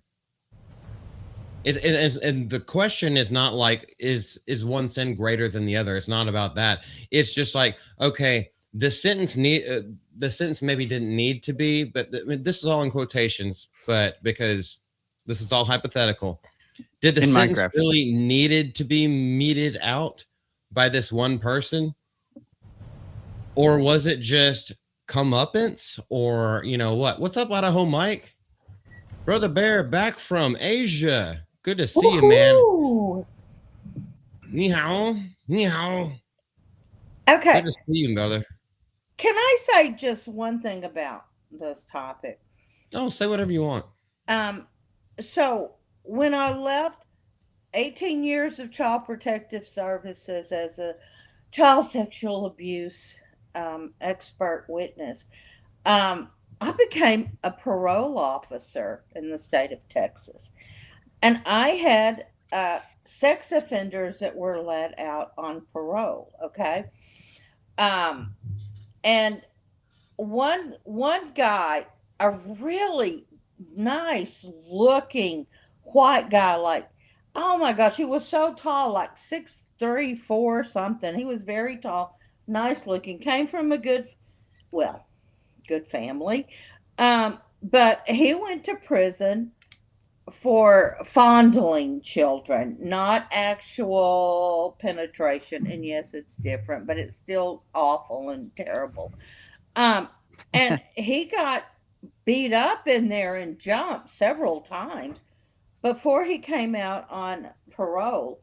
And while he was one of my parolees, he actually essayed a child in his neighborhood and got caught. And so he's going back and he is pleading with me, please, Miss Deborah, please do something. Don't let me go back there. They're going to kill me this time. And Should've I thought about said, that. That's "You're unfortunate. Please face the wall." You're absolutely correct. And I did say this, and it was not right, but I said, you're absolutely correct. And if I were a priest, I'd give you your last rites because you're done. And I think he was there about 6 months and they did kill him. But it just shows. Lucky it lasted that long. I know, right? Well, he was in solitary confinement for a while for acting up. I am not personally, for religious reasons, I'm not a fan of the death penalty, but Yeah, there are I struggle times with it. when it is really difficult to not want it. And when it does happen, there are lots of times where it's hard to say, was that the wrong thing to do? I don't know, think so. right? Yeah. And in these cases, I think it's telling. I genuinely do think it is telling that even in a world of criminals, they have a sense of, like, look, There's a code. we killed someone, we did tax fraud, we did drugs, did all these things. You touched kids? Yeah. I don't think I have to say anything further. Mhm. That's Like- Or exactly what I was, attack an that's exactly older what I was going to bring up, Lex. Is I was like, even the hardest of criminals and convicts, they'd be like, "Yeah, I killed that motherfucker. He was doing this." It's some petty bullshit, or like spending a lot of time in for drugs, or like all kinds of other shit. When they hear that there's a pedophile No, in yeah. there, No, that you is know, the one thing that, like, even convicts, like, they'd be on death row, like anything like that. There's be like, "Oh, you did that? We're getting them tonight." Mhm. you know, Okay, you don't touch my kids. I got little nephews and nieces. Like, you will touch my nephew and niece. Mhm. You want to You teach just my little, know- touch my little daughter, my son? You gonna treat them like that? I was like, oh hell no, you need to be off this earth. you know, I it's deserve what I different. get. You know, it's everyone knows that's different. They know that's so profane, so wrong that Yeah. like you can't countenance it. There's no place for it. Maybe, and I hope maybe there is. Maybe there's a cure for it, but shy of them finding it, the Yeah. cure for it is removal. And as someone who spends all his time with children, if I found out someone was abusing any one of my kids, I'd probably get fired because I would do something about it. Yeah. Exactly. Did you guys happen to watch? Because we're all kind of not really same area, but close. The We're all in the sentencing same trial. state. Yeah, the sentencing trial. I remember when this happened in Fort Worth 4 years ago when the FedEx driver delivered yeah. package, Oh kidnapped yeah. the little The, girl. the death penalty this And he guy's got getting the for death penalty last week. I'm on Mhm. I'm like you, Lex. The death penalty. It's like, okay, I'm not God. I don't know, but I found myself after watching his whole sentencing trial. He pled guilty, and the If- trial was just death or life in prison. But after watching all that, I'm like, yeah, he can't be fixed. So I mean, man, um, it's it was it's really something. hard. It is It's hard. really It hard is. for me No. because I am so obedient to the doctrine of my church, which says that the death penalty is not allowed. I'll obey, and I'll say it's the wrong thing, but I'll tell you on a personal level, there's no part of me that feels bad about that guy getting the death penalty for it. Me I can neither. cognitively say, sure, he shouldn't, but emotionally, I have there's no pause. There's not even a second hesitation. I'm just like, good. like, I mean, I don't know how you fix that. You can't fix that. it's not I my job to believe fix some that. Hey, look, people. okay, so hold on. I mean, we hear about all of this in the Old Testament. Even if you try to use the claim, okay, this might sound a little bit sacrilegious. It's not. I promise you, it's not. Even if you try to use the claim, it's like that's the old law. Jesus came to fulfill the new covenant. Jesus also said, if anyone, this is paraphrasing, anyone does a thing to these kids, they have done the same to me. Milestone. Talk about Jesus and the milestone. Lead the little one astray. It'd be better that he had a millstone. Hung Hung tied around around his his throat, neck. and he was thrown into the sea. Jesus. Yeah, so I don't really feel bad clear about it at all. Kill the motherfuckers. Yeah. I mean, hey, the Underneath things the law, let me just preface that. But I mean, no, he Bill needs to Stone's die. great Motherfucker again. needs to die. And it's not that he just killed her. He tortured her. He did horrible things to Take care, her. Billy. I hope you did not. I hope you did not hear the audio stuff or read about the audio stuff. I heard I it. did. So, Miss Deborah, I'm don't even so look that up. sorry. I know. Don't look If it you're up. in the chat and you haven't, please don't. Please No, don't. don't. It's not worth it. It's hard. It haunts me. But it was the one time I thought, yeah, I think death penalty is. I think so. An eye for an eye. I mean, he's not going to change. It's And not you just can't eye fix for an it. eye. Yeah, it's way more than that, Mr. Evans. Yeah, I know it is. It is. Go ahead, Lex. Well, it's not just eye for an eye. It's that there are some people out there who, for the safety of the world, they can't be let back out. They like that. There's nothing you can do. You can do your best. You can try. You can hope. You can pray. But there are some people out there who there's no fixing.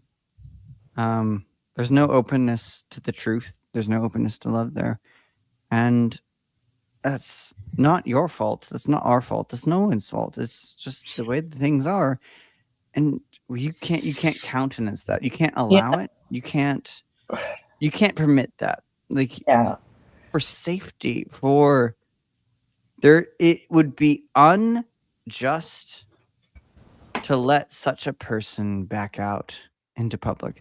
And on the one hand, I support the idea of there being asylums and putting people back, but this country doesn't like that anymore. We don't like calling people crazy. We don't like calling people condemned. Once upon a time, if you were crazy and you did wild nonsense, we would put you in a place. They don't like doing that anymore, because apparently that's unfair. But no, I'm sorry. If you're crazy, we need to remove you because you're crazy. Like, I don't hate you. I don't want harm on you. It's like, if you think you can do those things, you need to not be allowed to do those things. And if the only way to stop you from doing certain things is your death, I'm sorry, but I really am. I really am. Like, I don't like that. It doesn't make me feel good. But if that is the only way to stop you from hurting other people, we have an obligation to do it. And I hate it, but that is the reality of the situation. But and then again, I even thought maybe just giving him life would be a faster end of him, because the inmates would take care of it. But and then I thought, what in the world am I doing? Why am I thinking about this guy's demise and how he should die? And I shouldn't even be thinking that. I got really wrapped up in that, and I had to stop watching it for a bit. Yeah, I got fair enough attached to it. But yeah, okay. Sorry, I don't even know why I brought that up. Sorry. No, hey, that's the whole point of the show. That's what we're talking about. We're talking about another person who had prison justice done on him because of the exact same reason. Because it's fucking disgusting, and these people, I think, in my opinion, deserve it. I'll look the other way. I might actually cheer them on. I'm telling you, my not to. Career changed me. I got real cold. I always say it's where I learned to smoke, drink, and curse when I was in Child Protective Services. Oh my goodness! So one of my uncles, actually my eldest uncle, he does foster care. He's never had kids of his own, but he's gone through cycle after cycle of different foster cares. The current kids he has, bless him. Oh God, no, truly, honestly. The current kids he has, 2 boys. When he got them, the younger one had no vocabulary, didn't speak. If there was a problem, he would just point to that part of his body and say, like, as his way of saying it, this hurts. When they served them food, they would pick through it because they were so accustomed to looking for like roaches in their food. They grew up in a household that didn't have electricity, didn't have running water. Oh my God, I'm like, I don't. And not the first group of kids he's done. He's done this decade after decade. He is an amazing man. Oh my God, I can't imagine. But this is one of those things like, I am so blessed in the world I grew up in and the world that I've known. And there's so many things out there that I've never seen. And there are so many incredible people out there doing things that are, I mean, like, look at those boys that I just described to you. Talk about a life change. Talk about some night to day difference in terms of what their futures look like now, because there was somebody who's going to talk to them and father them and know them, and it's just like, man, what a different world. Oh, And then you go thank back and you you, look at some of these Uncle. cases. Thank you, Uncle. That's amazing. No, of course. But I just, for all the horror stories that we've talked about tonight, I also know, feel I'm like it's sorry. important to talk about. I feel like it's important to talk about some of the glory stories and the moments where, like, yeah, we're going to talk about some of these scary things we see, but there are people who are seeing that and stepping up and doing amazing things. The story doesn't end with the darkness. It's, wow, look at how bad that is. People are going to step up and do something about it. And they do. And I love that. And I want to be part of it. Anyway. The darkness is just the first act of a play. I love that. You know, okay, and this is all I'm going to say. John Milton says it as well. And out of darkness from hell leads up to light. True. The darkness is just part one. Okay, this Mr. is all I'm sorry I interrupted you. Go ahead. No, it's okay. The first two children I ever removed from their home, and placed in adoption. Eventually, the girl, they were brother and sister. Girl went to Harvard, became an amazing attorney. She just is thriving. She's like 40 now. That's how long it's been. And then her brother went to MIT. He's this big electrical engineer or something for some big oil company. And it's like they made it. You know, they made it because of their foster family, because of the parents that adopted them and like retrained them or whatever. They made it, and I'm so grateful for those people out there that can do that. So one, they were given a chance at life. Yes. And I'm intentionally not going to go on my pro-life rant right now, but I'm just saying they were given a chance at life. And then two, Miss Deborah, to credit you, just to say, you were a part of that. You were a stepping stone to their greatness. But no, and I mean that on a very, very, very deeper level. Like when people ask me, priests ask me to this day, like, what do you want to be? What do you aspire to be? I aspire to be a stepping stone to greatness. I want my students to go on to do amazing things that I could never do. I want the children I teach to excel and exceed me. I want to be just a small part in a greater story. And in what you just said, you define people who went on to do amazing things. And they were only able to do those things by the grace of God. Mm-hmm. And the grace of God chose to use you to grace them for it. I had to find the right family. They went from Texas to Vermont. And then, you know. There's no chance. There's no chance. It's not random. That's not statistics. That's providence. That's grace. That's, you got to be part of a story there. I mean, from like young ages, like 4 and 5 or 5 and 6, I forget now, up until I went to their college graduations. Their foster parents sent me airline tickets and hotels to go to their graduations. I went to both their weddings, and it's like, it's such a spot in my heart. Everybody doesn't understand it, but it makes me feel like maybe I did help them a little bit by finding the right place for them. So anyway, thank you. Okay, Malty, let's laugh about something. What the hell are you playing with?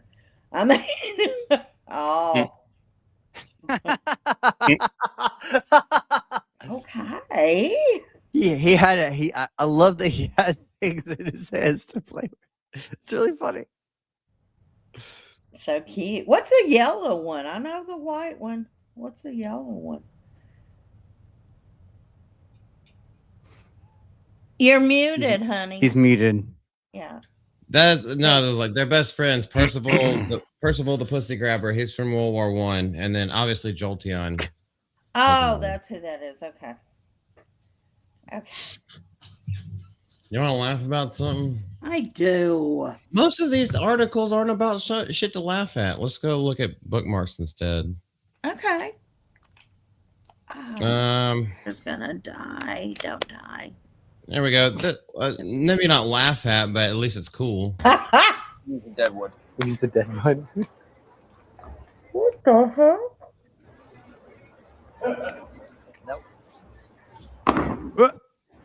Curve. That one's pretty good. Is this allowed? You can't do that. It has a booklet of trick shots, Randy, and this one, I don't know how. Despite what John Ambler is going to say, you can't just throw two balls down the lane. You're going to get that 7. Yeah, you have to let them click clack against your taint first. Thank you. And as you were saying, Of course he is. I mean, I don't know. You with can't- one hand though, that's impressive. Like I know, right? Lex is jealous. I feel like this. I feel like been- this is an event specifically for trick shots, like not your normal Oh, bowling. Yeah, Okay. it seems like that though. Because I'm like, no bowling alley ever does that. So like that has to be a unique thing. Lex could not throw two big black balls like that. He couldn't chipmunk two black balls like that. Okay, let's see this again. One of the best ever doing trick shots. Okay. It's amazing what that guy can do, given his.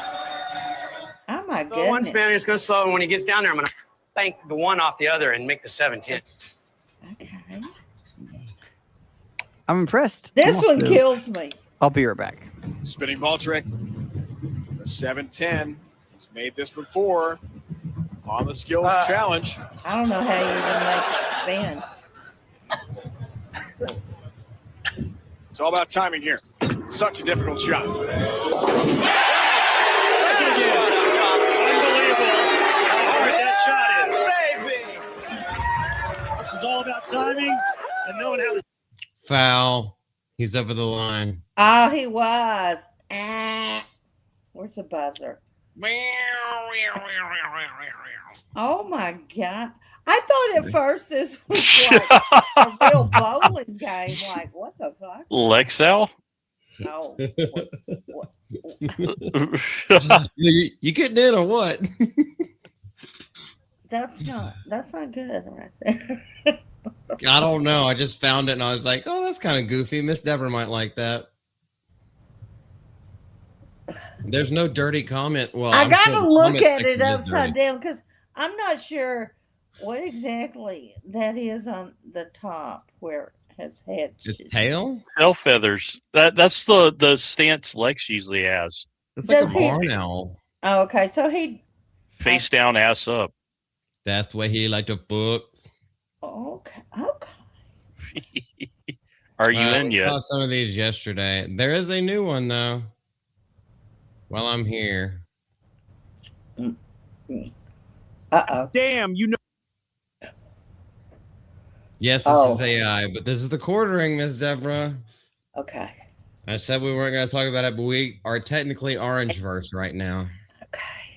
Oh, she's popped out some cuties. Now it's time to do some of that cuties popping for Papa. Oh, Our butt girl is going to lead us straight back to the little ones. Then it's time for Daddy's fun. Oh, fuck.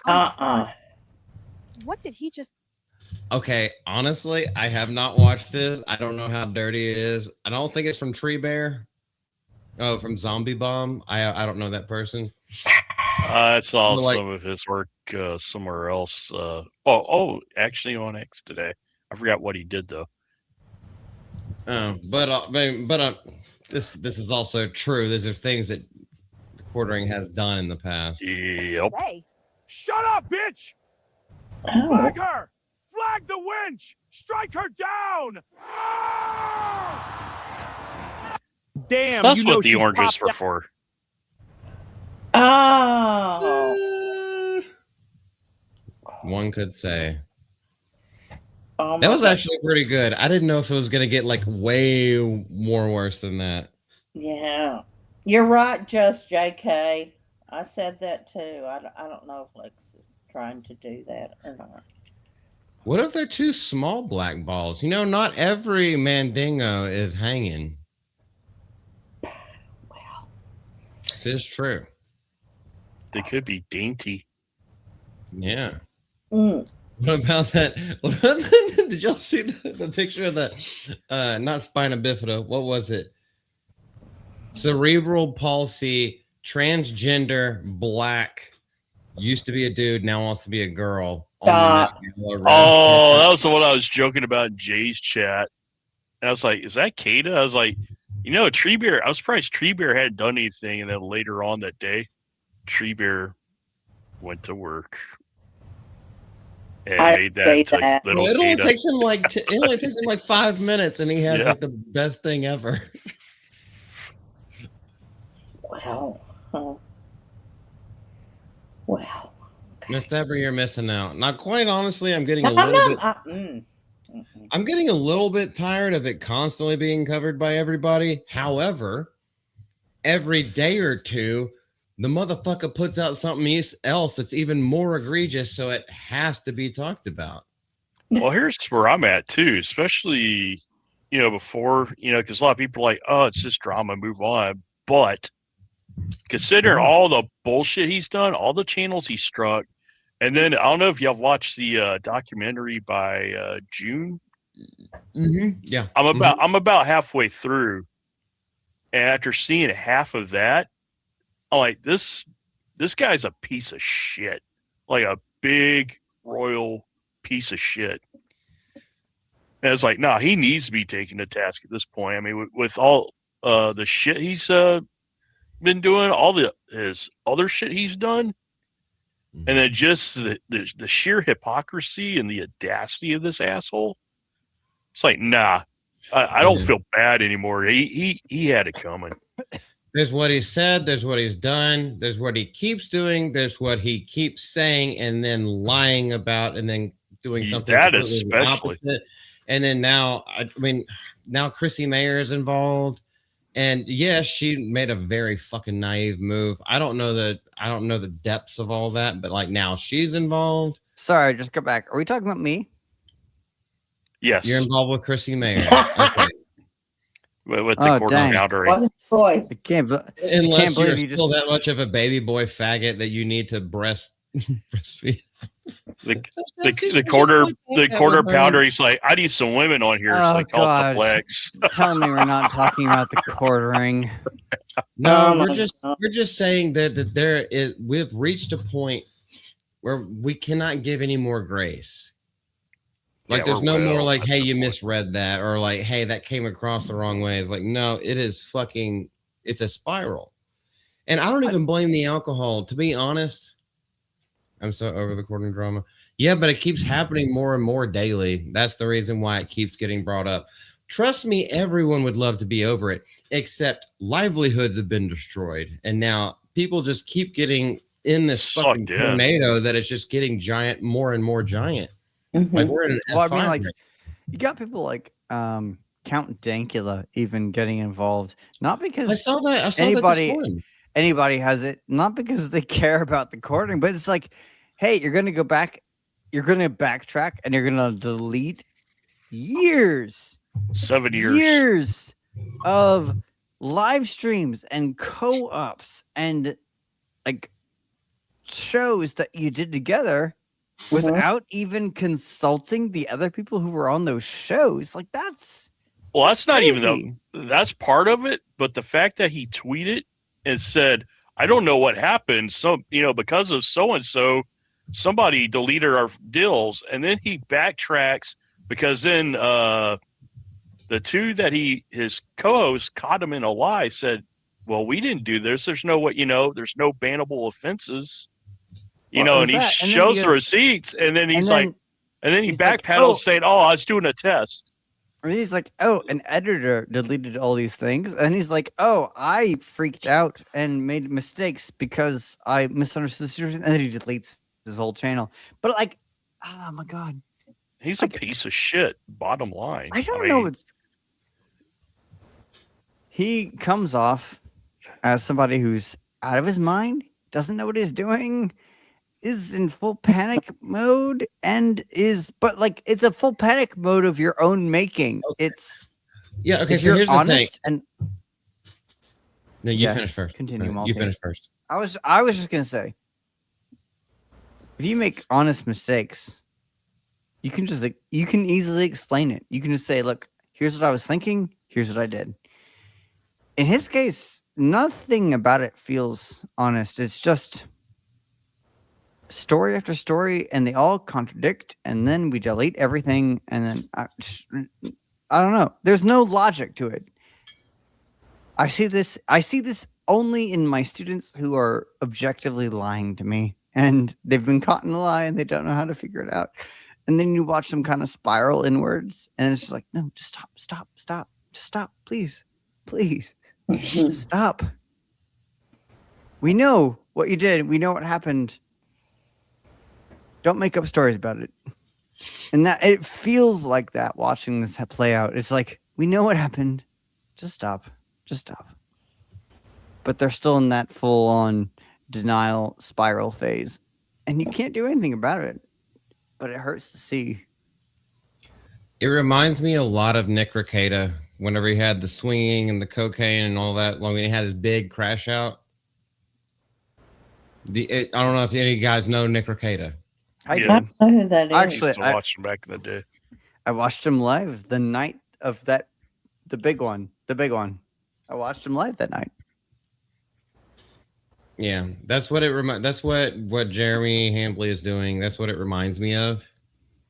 Obviously, different substances are being used and different tactics, but it kind of reminds me of that, just completely spiraled out. And I think Nick Reed is. And I think what he needs to do, he needs to fucking go away for 6 months. The channel's still gonna be there. It's not like those 2 million people that you have subscribed to you on YouTube. It's not like those people are gonna just all mass unsubscribe. They'll still be there. You're just gonna have to build yourself back up again. Man, that's the best. Sorry, go ahead. He's done a lot of nefarious shit though, and a lot of that's come to light, especially back into Magic the Gathering stuff. A lot of that's been brought up, and the very things he's called out people. But I mean, he's ruined, like royally fucked over some people, like did some people dirty. It's like, nah, this guy, big piece of shit. Yeah. Now he's not gonna have the same friends. I get that and I understand that. But I mean, Hassan does the same thing. He backstabs people. Like there are a lot of people who can get away with being that skeevy. And if that's his personality, then he will find like-minded people because birds of a feather flock together. But he, for his own fucking health, he needs to get away and stop taking other people down with him, or at least putting them under the magnifying glass of suspicion with him. And Mel needs to shut the fuck up. Oh yeah. I don't want to call anybody a fake Christian, but good gracious. Just stop throwing that in. Stop trying to throw your newfound faith or newfound religion. I don't even know if it's faith, because religion is man-made. Faith is between you and God. Stop throwing that in people's faces and using it as a fucking weapon to people who don't agree with you. That is not what God wanted us to do. By the way, God doesn't want us to use it as a weapon against people who don't necessarily agree with absolutely everything you say. Stop it. Well, when you go out there and you portray the hate the quartering is getting, Jeremy the quartering is getting, as the same thing as Christ being persecuted, which is what she said. She said that. Mm-hmm. Yeah. One, no, girl, no, it's not the same thing. It's just not. And two, man, she ruined every ounce of goodwill I ever had towards her when she did that. I was just like, I obviously she and I were never on the same page because of our different backgrounds, but like I've respected her as someone who's like trying to, be Christian in a public space. But then she does this, and I look at that and I go, nope. Now it just comes off as you're using Christ as a prop, and I don't care what you call yourself. The moment you start using Christ as a prop, you're out. I'm done. No, I'm so disinterested. I don't want to have anything to do with her ever again. I don't care. I'm not interested. I don't care what gamer words she uses. I don't care how based she comes off. No, she used Jesus as a prop, and she's done for me. I agree. I'm right there with you, man. Wait, where's my done? Okay. What do you mean, Deb? She has a mallet. I have a gavel. The court has ruled. So be ordered. It is ordered. Judge Deborah, I am the law. I did defend her for a long time. Same. Well, first of all, I didn't know anything about this kind of shit, and this is when she was still on side scrollers and before she ever took the job with Jeremy, or the bad Jer, or the one that I don't agree with, Jer. There is only one Jer Bear, and that's D-Day Crowbar. Fuck you. Until we die.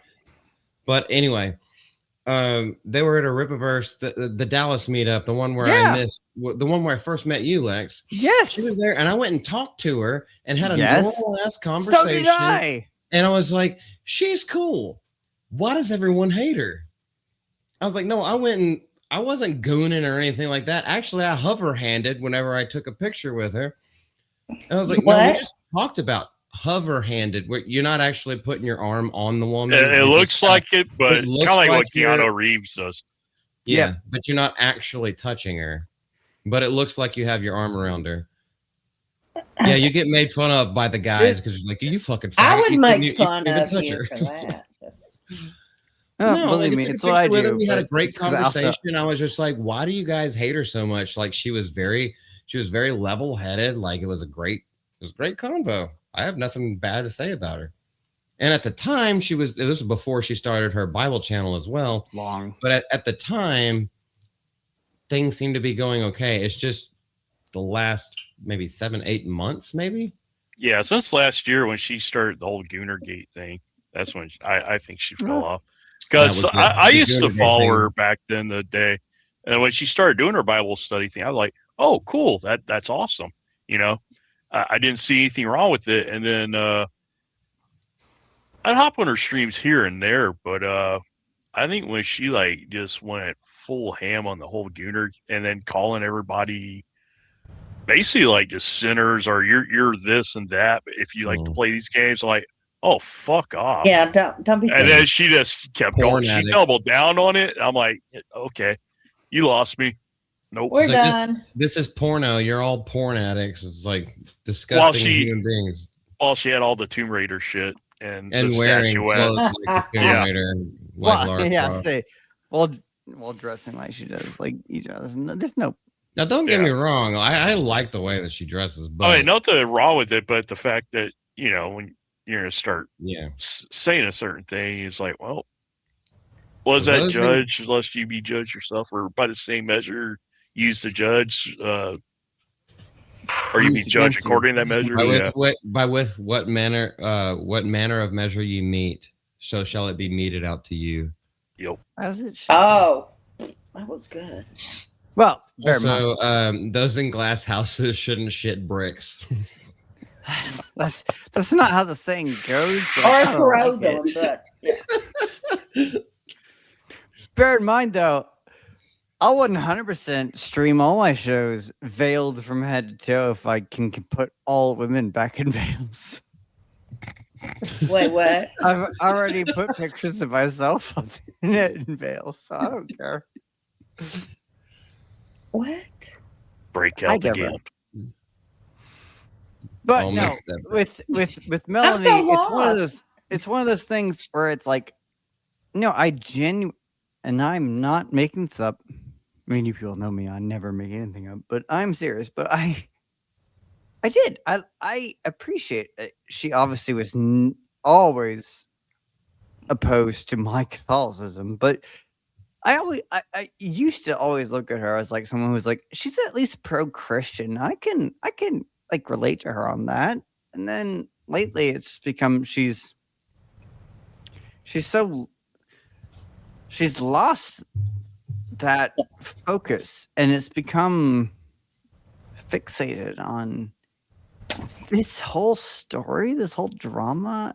And I don't get that. Like the moment that you try to pretend that what happened to the quartering is what happened to Jesus, you lost me. I'm sorry. There's no ambiguity there. No. The quartering is not Jesus. The quartering is a loser internet streamer, and he's getting what's coming to him because he's been acting like a loser. To call him a Jesus substitute is wait, what? She called the quartering that? She compared alluded to it. Yeah. She compared the hatred that he's getting to the hatred that Jesus got. Oh, okay. Yes. I was like, no. Yeah, but no. not in a joking manner either. Like not in a joking manner. She was deadpan serious. She was like, in a joking, look, context matters. In a joking manner, that would actually be kind of funny. But deadpan serious, not sarcastically, not anything, like actually like trying to, tears in your eyes, clutching your pearls and saying like these kind of things. Like you're being Shakespearean about it. Like, and that's disgusting. That's almost blasphemous. That is blasphemous, actually. Comparing anybody to Jesus is blasphemous. I would say it's sacrilegious. Like she portrays herself as this powerful Christian figure who stands against all the opposition and says all the gamer words that no one else will ever say. And then she compares some loser who is fake flagging pages and stealing content to Jesus. I'm like, no, sorry, girl, you lost me. And frankly, I regret ever following you, because if that's what you stand for now, I regret what you stood for when I followed you. I was never a real fan. Wolves in sheep's clothing. Okay. Oh no. I don't know. Woo! I am done talking about it. It did kind of hurt my heart because I was like, I knew you're never going to 100% agree with anybody on anything, especially when it comes to religions, because why do you think there's so many damn denominations? One little thing will flick people off. As it comes to Chrissy, I have no comments actually at all. I know she did an interview. I haven't watched the interview. I don't know how it happened.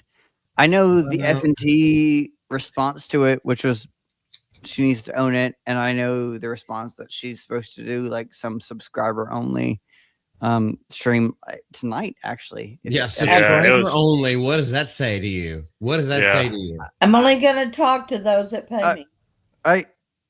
I don't know. What about Nina Infinity, Camelot, all that other kind of stuff? There's too much. I have been seeing Verbal Riot was talking directly to her as well. Yeah, that's been out of here. You guys know who that is? That was on. He was talking about that last night and how much that she upset Nina, even though Nina didn't even want to say anything. She just got whirlwinded into it, just like a lot of these people. There is more than enough evidence to convict Chrissy of playing the idiot, but knowing way more, and then taking the money. Brittany Vinny was on there last night too, saying like, well, all the super chats of people that paid you to read them out and actually have the discussion, and you just like went over them and stopped reading half of them, yet you banked the money. It's like, you're fucking being disingenuous. Donate all those super chats to charity, and let's fucking talk woman to woman. Real shit. As of now, she hasn't done it, but she's supposed to on her channel tonight. She's probably doing it right now. I don't fucking know. But subscribers only. It's like, are you fucking kidding me? Yeah, I just saw that. Only the people who are gonna fucking sweep for you. Those are the only people who can hear you in this thing that your husband has probably written out for you. Really? That's the way you're gonna take things. Well, if she was smart, she would have talked from the heart, and she'd have done it the day after. If she was smart, she would have addressed it with the chat while they were live. If she was smart, she wouldn't have done. Not wait fucking an 4 interview in the days. first place. Okay. I mean, to be fair, I hate all of this drama. I don't understand most of it. I don't. It's It doesn't make like any high sense to school. me, honestly. We're a bunch of idiots on the internet. Why do any of us have drama with each other? That doesn't make any sense to me. But I have to You're assume gonna. that there has to be money involved, because if we had a well, I mean, also we're closer. Maybe because money isn't involved. That's the thing. But I feel I like don't if care. it was I'm like not- if we got upset with each other, we DM each other all the time and be like, "Hey man, that was over the line." Like, shit, I'm sorry. All right, you Yeah. want me to I'm cut it on out or monet- just stop from now on? I'm a guest on monetized channels all the time. I don't feel entitled to any of their money. Like, who cares? No, come on. That's What them. do you- You're just a guest. It's their show. It's their show. It's their thing. I don't know. That's how they pay the bills. Yeah. I mean, really, I'm a guest in someone's house. I'm not entitled to their entire refrigerator. Literally, the only picture of me you'll find online is the veil and hood, the Wait, crowd one. I love it. Well, It's hold great. on, because there's a vlog with you in the middle of it. Sorry, Shut we're up. not talking. We're not It's talking on about my OnlyFans. channel. It's on Anyway, my channel. anyway, Show your Just- face. but I mean, honestly, like, I don't get it. I don't either. Can't it's we just- basically the nutshell. The way I see it is, you have one piece of shit person that abused YouTube guidelines through. I mean, he's mentally obviously not well, but also nefarious, and he doubled down. It spread like wildfire. A lot of people got sucked in it. A lot of livelihoods got wrecked. And it's kind of ironic that, I don't know, some people speculate, and I don't know if this is YouTube, but I mean, if you notice like how many channels got taken, not saying he's directly responsible for that, but a lot of people speculated maybe the AI or whatever is kind of with the mass flaggings. I don't know. But it just seems like everything's just gone to shit ever since then. What AI? I mean, flagging and taking channels down. Yeah. That's something different. Yeah, but I mean, if you look at it, a lot of it's not saying he's directly responsible, unless it kind of did like a shit rolls downhill and it just sparked all kinds of shit and everything's gone wonky. I mean, we did see search history of him talking with them. Yeah, we see search history where he was flagging channels. We saw that he accidentally brought it up on a live stream, so there is evidence of that. and he's even outed himself too, and Yeah, he people has have shown the DMs. Yeah, Mm-hmm. And other people are showing so many more DMs. There was another one today. I actually have it bookmarked, but I haven't read through them yet, so I didn't want to show them on screen. I mean, they're fucking in there on Twitter because I bookmark it, but If like, it's I haven't relevant. read them myself yet. It's bearing. I don't like releasing DMs, but here, fuck it, let's just do it. It's not you releasing DMs. It's already public knowledge. out Yeah, there. yeah. All I'm saying is that I haven't read it, but it is public knowledge because I got it from a Twitter feed. How do I make this large? Oh yeah, Camelot. That's what she said. Blah, blah, blah, I blah, bet she blah, said blah, that blah. to you a lot. Yeah, I'm sure she did.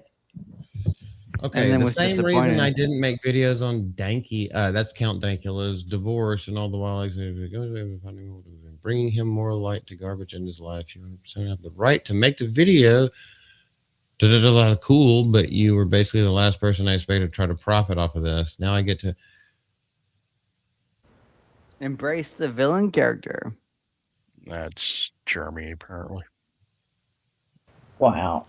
now I'm going to make sure that I'm reading the timestamps correctly. Now I'm just going to do all the shit people accuse me of because it literally doesn't matter. My viewers don't give a fuck about 20 years ago internet culture. Wow. Niggas drunk as fuck. Mm-hmm. If I wanted to profit off It's of it, Miller I would have time. made a bunch of videos from the minute this kicked off. I waited until I spoke to both sides and I released a very measured statement because I was being dragged into this. You weren't being dragged into Dank's divorce. I didn't bring any personal stuff into my video. In fact, I stated that I was staying away from the rumors And peripheral drama. You really should watch the video before you get all pissy about it, man. Honestly, that's true. Even with Dankula, was the reason why Dankula has gotten so pissed is because Courting went back and deleted years of 7 their years. streams. Like, Yeah. that's like, it wasn't just like, it was years of this guy's content that he just often goes and deletes. Yeah, no wonder Dankula is pissed. You just deleted a bunch of years of my work, my job, everything I've poured myself into for years. You just deleted it. Yeah, and obviously his content and his style has changed in years. Yeah, sure. But like, that's like going back and like deleting. It's like if I had a long-standing YouTube channel where I had done all these shows and all these things, and then somebody else went in and deleted like the first 5 years of it. And I'm like, yeah, cool. I have a following, which Dankula does. And I have like a show that I do that's totally different, but you just went and deleted where I started. And like, that's without talking to me. Like, yeah, I'm going to be pissed. I wonder if you can, like, if your channel gets deleted, I wonder if you can sue him. Even if you're unmonetized, if you can sue him, let's just say $5 an hour for every hour that you have on your channel. I don't know. I just know that. Like, I wonder if you could, because it's, first of all, it's highly illegal and against TOS, but I mean, let's for a moment. Let's bleed those banks not dry. talk legal. Let's just talk personal. You spent that many hours one-on-one with somebody talking about things together, and like you're gonna like show yourself, and you're gonna learn something about them, and like that's gonna it's meaningful. Like that's, you spend that much time with somebody, it means something, and then they just go and delete it. They go and delete all of it. What does it say about how they think about you? Like, what does it say? It says, fuck you. It says, you don't mean shit. It says, hey, remember those early years where we worked together? Yeah. Eat a dick, asshole. That's what that says. And I don't blame Danky for being mad about it. I'm mad about it, as you can probably tell. But it's just like, how dare you? Like, it wasn't just you. And that's the thing. It wasn't just you. You were cooperating together. You did that as a duo to just unilaterally get rid of all of it. Yeah. Says that you think you were the star of the show the whole time and screw the other guy. Yeah, they don't matter. And then to sit there and lie about it and play dumb. Yeah. Say nothing. To add insult to injury. No, God, like I said, the guy's a piece of shit.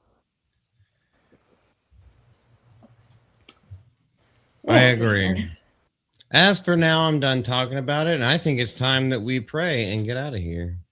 Oh, very well. Yes, there's 5 different. Oh wait, 6. No, 5 topics. One has a. He started with 7. We got addendum. 2. Yeah, we got the 2. One has an addendum to this other topic. Well, there's 5 topics we didn't get to, but that's okay because we had a great time talking together. Some people needed a vent. Some people wanted to talk about.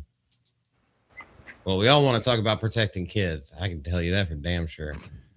Yeah. And anytime that religion or faith is brought up, I'm all ears.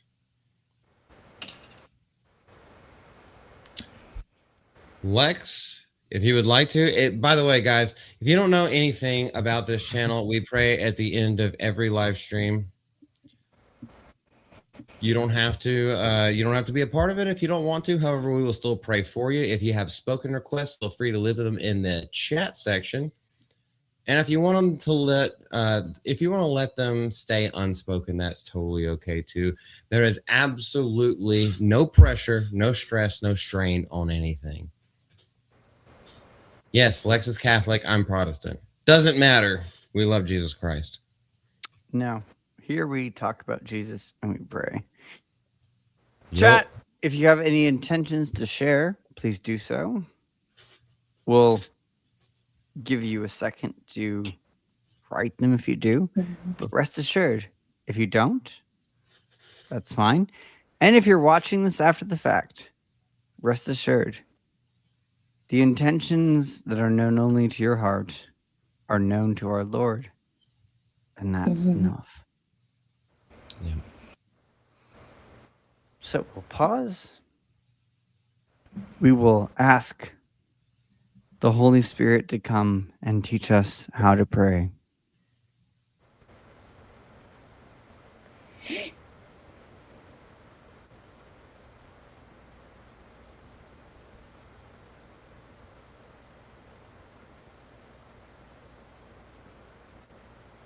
And we will pray. Heavenly Father, on this day we thank you for the many gifts, the many blessings you have given us.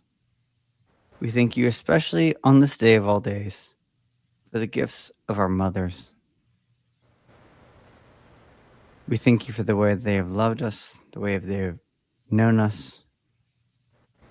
We ask that you bless them eternally. For those of us who still have our mothers, we pray that you give them long life. For those of us who have lost our mothers, we pray that you welcome them into your eternal embrace so we can see them when we come home. In all the ways that you have graced us today, we thank you. In all the ways that we have missed, we ask you to help us to open our eyes. For those who go without this day, for those who need you this day, we ask that you help them, support them, and guide them home to you. And in a special way, for all those who are holding a special intention in their heart that is known only to you, we know you see it, we know you hear it, and we pray it intently because we know every prayer we make, you hear, because we make these prayers through Christ our Lord. Amen. Amen. Amen.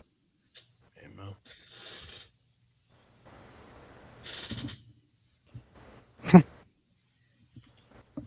Sorry. Woo. Hey. You okay, man? Yeah, I'm good. Sorry. Sometimes when I'm praying, it just hits home. You're talking to God. You're talking to God, and you get flattened. I would hope Because so, you're man. talking to God. There's absolutely nothing to be ashamed about. Grown men cry, and all will weep while we kneel at his feet. Maybe I shouldn't highlight those.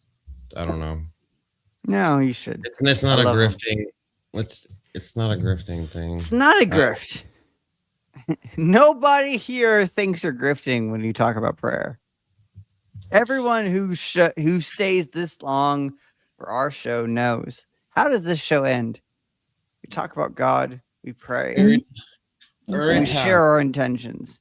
There's no grift there. That's just, honestly, you even give people the opt out. Like, hey, we're going to pray now. If you want to leave, bail.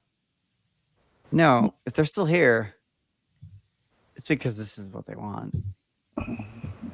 Just JK, you're always here to the very end. Idaho Mike. That's my Bama boy. Oh, Idaho Mike. I miss my mama too, very much. I'm sorry to hear that, ma'am. Bro, We're thankful for her. thankful for the man that she raised. You wouldn't be My here parents without her. lived along the line. My daddy was 94 and mother was almost 92. Real quick, Lex. Jaquita has something that just came in. Oh. The paramedics To the just left hospital. and took him to the hospital. Jaquita's dad. Oh no. Easily. Yeah, let's go. Oh yes. Father, Son, Holy Spirit. Heavenly Father, we ask that you, in a special way, we know you love us. We know you hear us. We know you hear every intention. In a special way, we pray Shaquita's father be included close to you. If your will be that he is healed, may that be what happens. But we ask all these things according to your most perfect will, because we ask these things through Christ our Lord, who is our alone salvation and our alone Lord. We ask this in the name of the Father, Son, and Holy Spirit. Amen. The Holy Trinity, I promise you, Shaquita, is looking over your father. Yes, and you don't have to say anything. I would rather you not say anything on the live stream. But if you wanted to share details, you could feel free to reach out to, I think, any of us. We all have Any of us. DMs. I think all four of us have open DMs if you want someone to reach out to. But thank you. Yeah, thank you. God be with you and your father. I hope it's something, that just can be a couple IVs and he's up and running again. But me too. I hope it's something that can be easily fixed.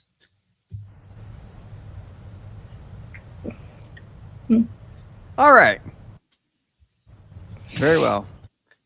One thing before we move on to the closing parts, one thing I will say I love about this show, of all the shows I'm on, and I complain about the show because it jokes about me being gay all the time, but if there is one thing I do genuinely love about the show, is that it always ends in prayer. It always, jokes go to the side, all the memes. No, at the end of the night, we just stop and we pray. And we spend that time with God together. And I don't know any other show that does that online. I love being part of all the shows I'm on the line. I do. I'm on tons of them, but this is the only show that stops with prayer. And I don't know another show that does. And I think that's really cool and really powerful. And I think it says something about everybody who's involved with it. Anyway, did you want to say something before I leave? Yes. Bye. In fact, I do. Shut the fuck up, John. Oh my God. That wasn't me this time. If I could That was kick me. That's Please even don't funnier. knock on the door or ring the doorbell, please. She's so settled. That's so good. That's so good. No, but seriously, okay, so there's many reasons why I like to end the stream with prayer. First of all is because you ain't gonna put a wedge between me and Jesus Christ. That just ain't gonna happen. And if it's a way, because we are foul-mouthed and we make all kinds of weird jokes and say things, but you could see we are who we are. That's our character. And another part of our character is our faith and belief in Jesus Christ, God the Father and the Holy Spirit, the Trinity, 3 in 1. Now, if you can see that you could still have fun, but when it's time to be serious, when it's time to give all to God, you can do that as well. And so maybe it's some kind of like an evangelical way of letting people know that like you don't have to live like a Pentecostal life in order to follow Jesus. It's not like that. I don't know. It's hard to explain. We have fun. We still celebrate. We celebrate our Lord and Savior, and we're unabashed and unashamed of it. Right. And if you don't like it, you can go to. I'm just kidding. No, but actually, honestly, if they didn't like it, they wouldn't be here. Truth nuggets. You're here now, Right, so chat, Lex, because you love what we're doing, and we're so grateful that you're here. Thank you so much for watching. Thank you so much for spending your Sunday night with us. Like, you could be anywhere. You could be anywhere right now. And for those of you that are lurking right now, you're here now. For those of you that are going to watch this after the fact, thanks for coming along. Like, nobody makes you do that. I'm bomb ass personally niggas. That's what I gotta say. I'm personally grateful that you're here. So, It is great. It is great. Thank you, chat. And one thing too, I hope all the chat people lurking, I hope they recognize this because Lex really gets roasted the most, but we are all such great friends and truly love each other, understand each other. We pray with each other. And I just hope you know that this is very genuine. I love the way the stream always ends. And thank you, chat. Thank you, chat, for being with us. And I love you, my three boys. Mama Deb. Mama Deb. Happy okay, Mother's John, say something endearing. Yeah, say something nice about me, John. Love you, I Deborah. can't stand him. I suppose I love you other two guys too. No homo. Honestly, that's the best we can get. Like, I'll take. That's it. John is my buddy for sure. Bro, Mike, why would you apologize for anything? Aww. I mean, you probably didn't wait unless it was right at the beginning. It's like you probably didn't even know that I went away from the GCA and started my own channel. But you've also been in Asia for a long time. I don't know when you got back. I just happened to cross you doing a video game stream. I'm just happy to see you again, man. Yeah. I don't think I know you, but I'm so glad you're here. I've seen him around in a few different shows. He's been one of our regulars for a golly at this point over 2 years. Oh, that's so cool. Well, I've kind of taken a little break, so time kind of it slips away from you for sure. Shame into that. Shit, I've had this channel for over a year. That blows my mind. I know, isn't that? It feels like just yesterday I was with the GCA and we were hitting a year, and I was like, golly, I've been doing this for this long. Gee whiz. Do you know what show this is, like number wise, for the multiverse? I stopped numbering them because it was close to 100, but I'm not sure it's there yet. I can't remember. So the Sunday one is not close to 100 because there's only 52 weeks in a year. But adding the multi gambit, which is the daily one, I am sure we're at least at 100 live streams. There's at least with my hashtag on there, there's 295 videos. I know that. There's probably more than that too. Oh, you're so right, because Multiverse Sunday night started after what was it, May or June that I met you? And everybody says Lex was there. Allegedly. Allegedly. I don't know. Sorry, I guess I was too busy sitting next to and talking to Jay for you to notice me. Jay knows me too. Shut up, Lex. Yeah, well, apparently. Okay, Miss Deborah. The last Multiverse Live that I numbered was number 42. And we've had 1, 2, 3, 4. And tonight is 5 since then. 47. So this is Multiverse Live 40. This is the 47th Sunday live stream. Okay. But then all the right. daily ones in the middle. Yeah, I know you do the dailies. I just was wondering when the 100th Sunday night live stream with those famous people here with you was going to happen. Lex, plug your ass. Heyo. Yeah. I don't normally do that on stream, but You're not on stream. Lex, don't play into that shit. Oh my God. Lex. it's funny. Come on. All right. You want to see me talking about Okay, well, theology if- stuff? if- You can follow me on Twitter. You want to see me talking about anything Amazing. else? I don't know.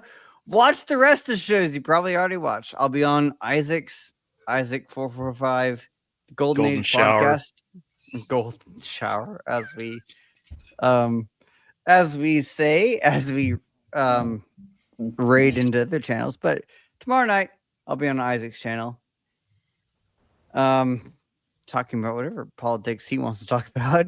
I hate politics, but we'll find something. At some point, well, always on Wednesday, you can find me in Horny Elves. God, I wish it was called something else. Because In the it always makes fun- whorehouse. Wait, what? Horny, Horny Elf. Elf. Oh. It's a big motherfucker too. If you've ever met him, He's no. big. He's I thought he Oh, said whorehouse. anyway. I'm not going to come up further. I shouldn't say anything.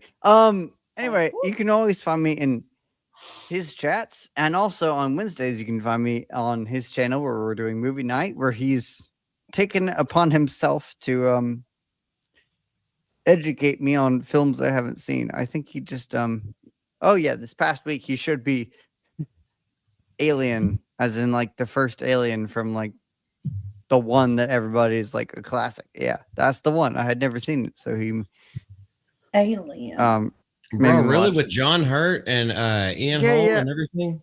That's Yeah, the first time you've ever seen it. never Is that seen it. Sigourney Weaver Alien? Yes, Oh, okay.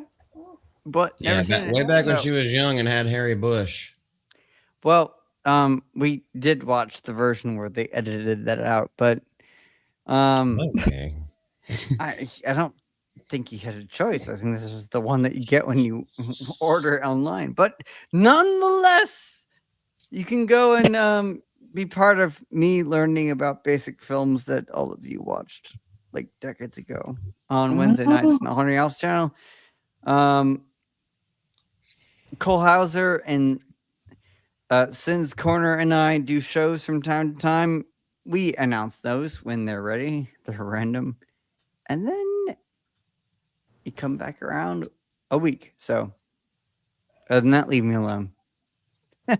Okay, bye. Okay, bye. Miss Deborah, you gonna come on tomorrow? By the way, anybody who comes on the Daily Show tomorrow, I'll just send you all links. Show up if you want to. Send If me you can't, the link. if you, we got a bunch of shit. Probably new stuff tomorrow too. But there's I used to be in a lot of streams or chats. 2 people I mod for have messaged me this past week about, are you okay? Where are you?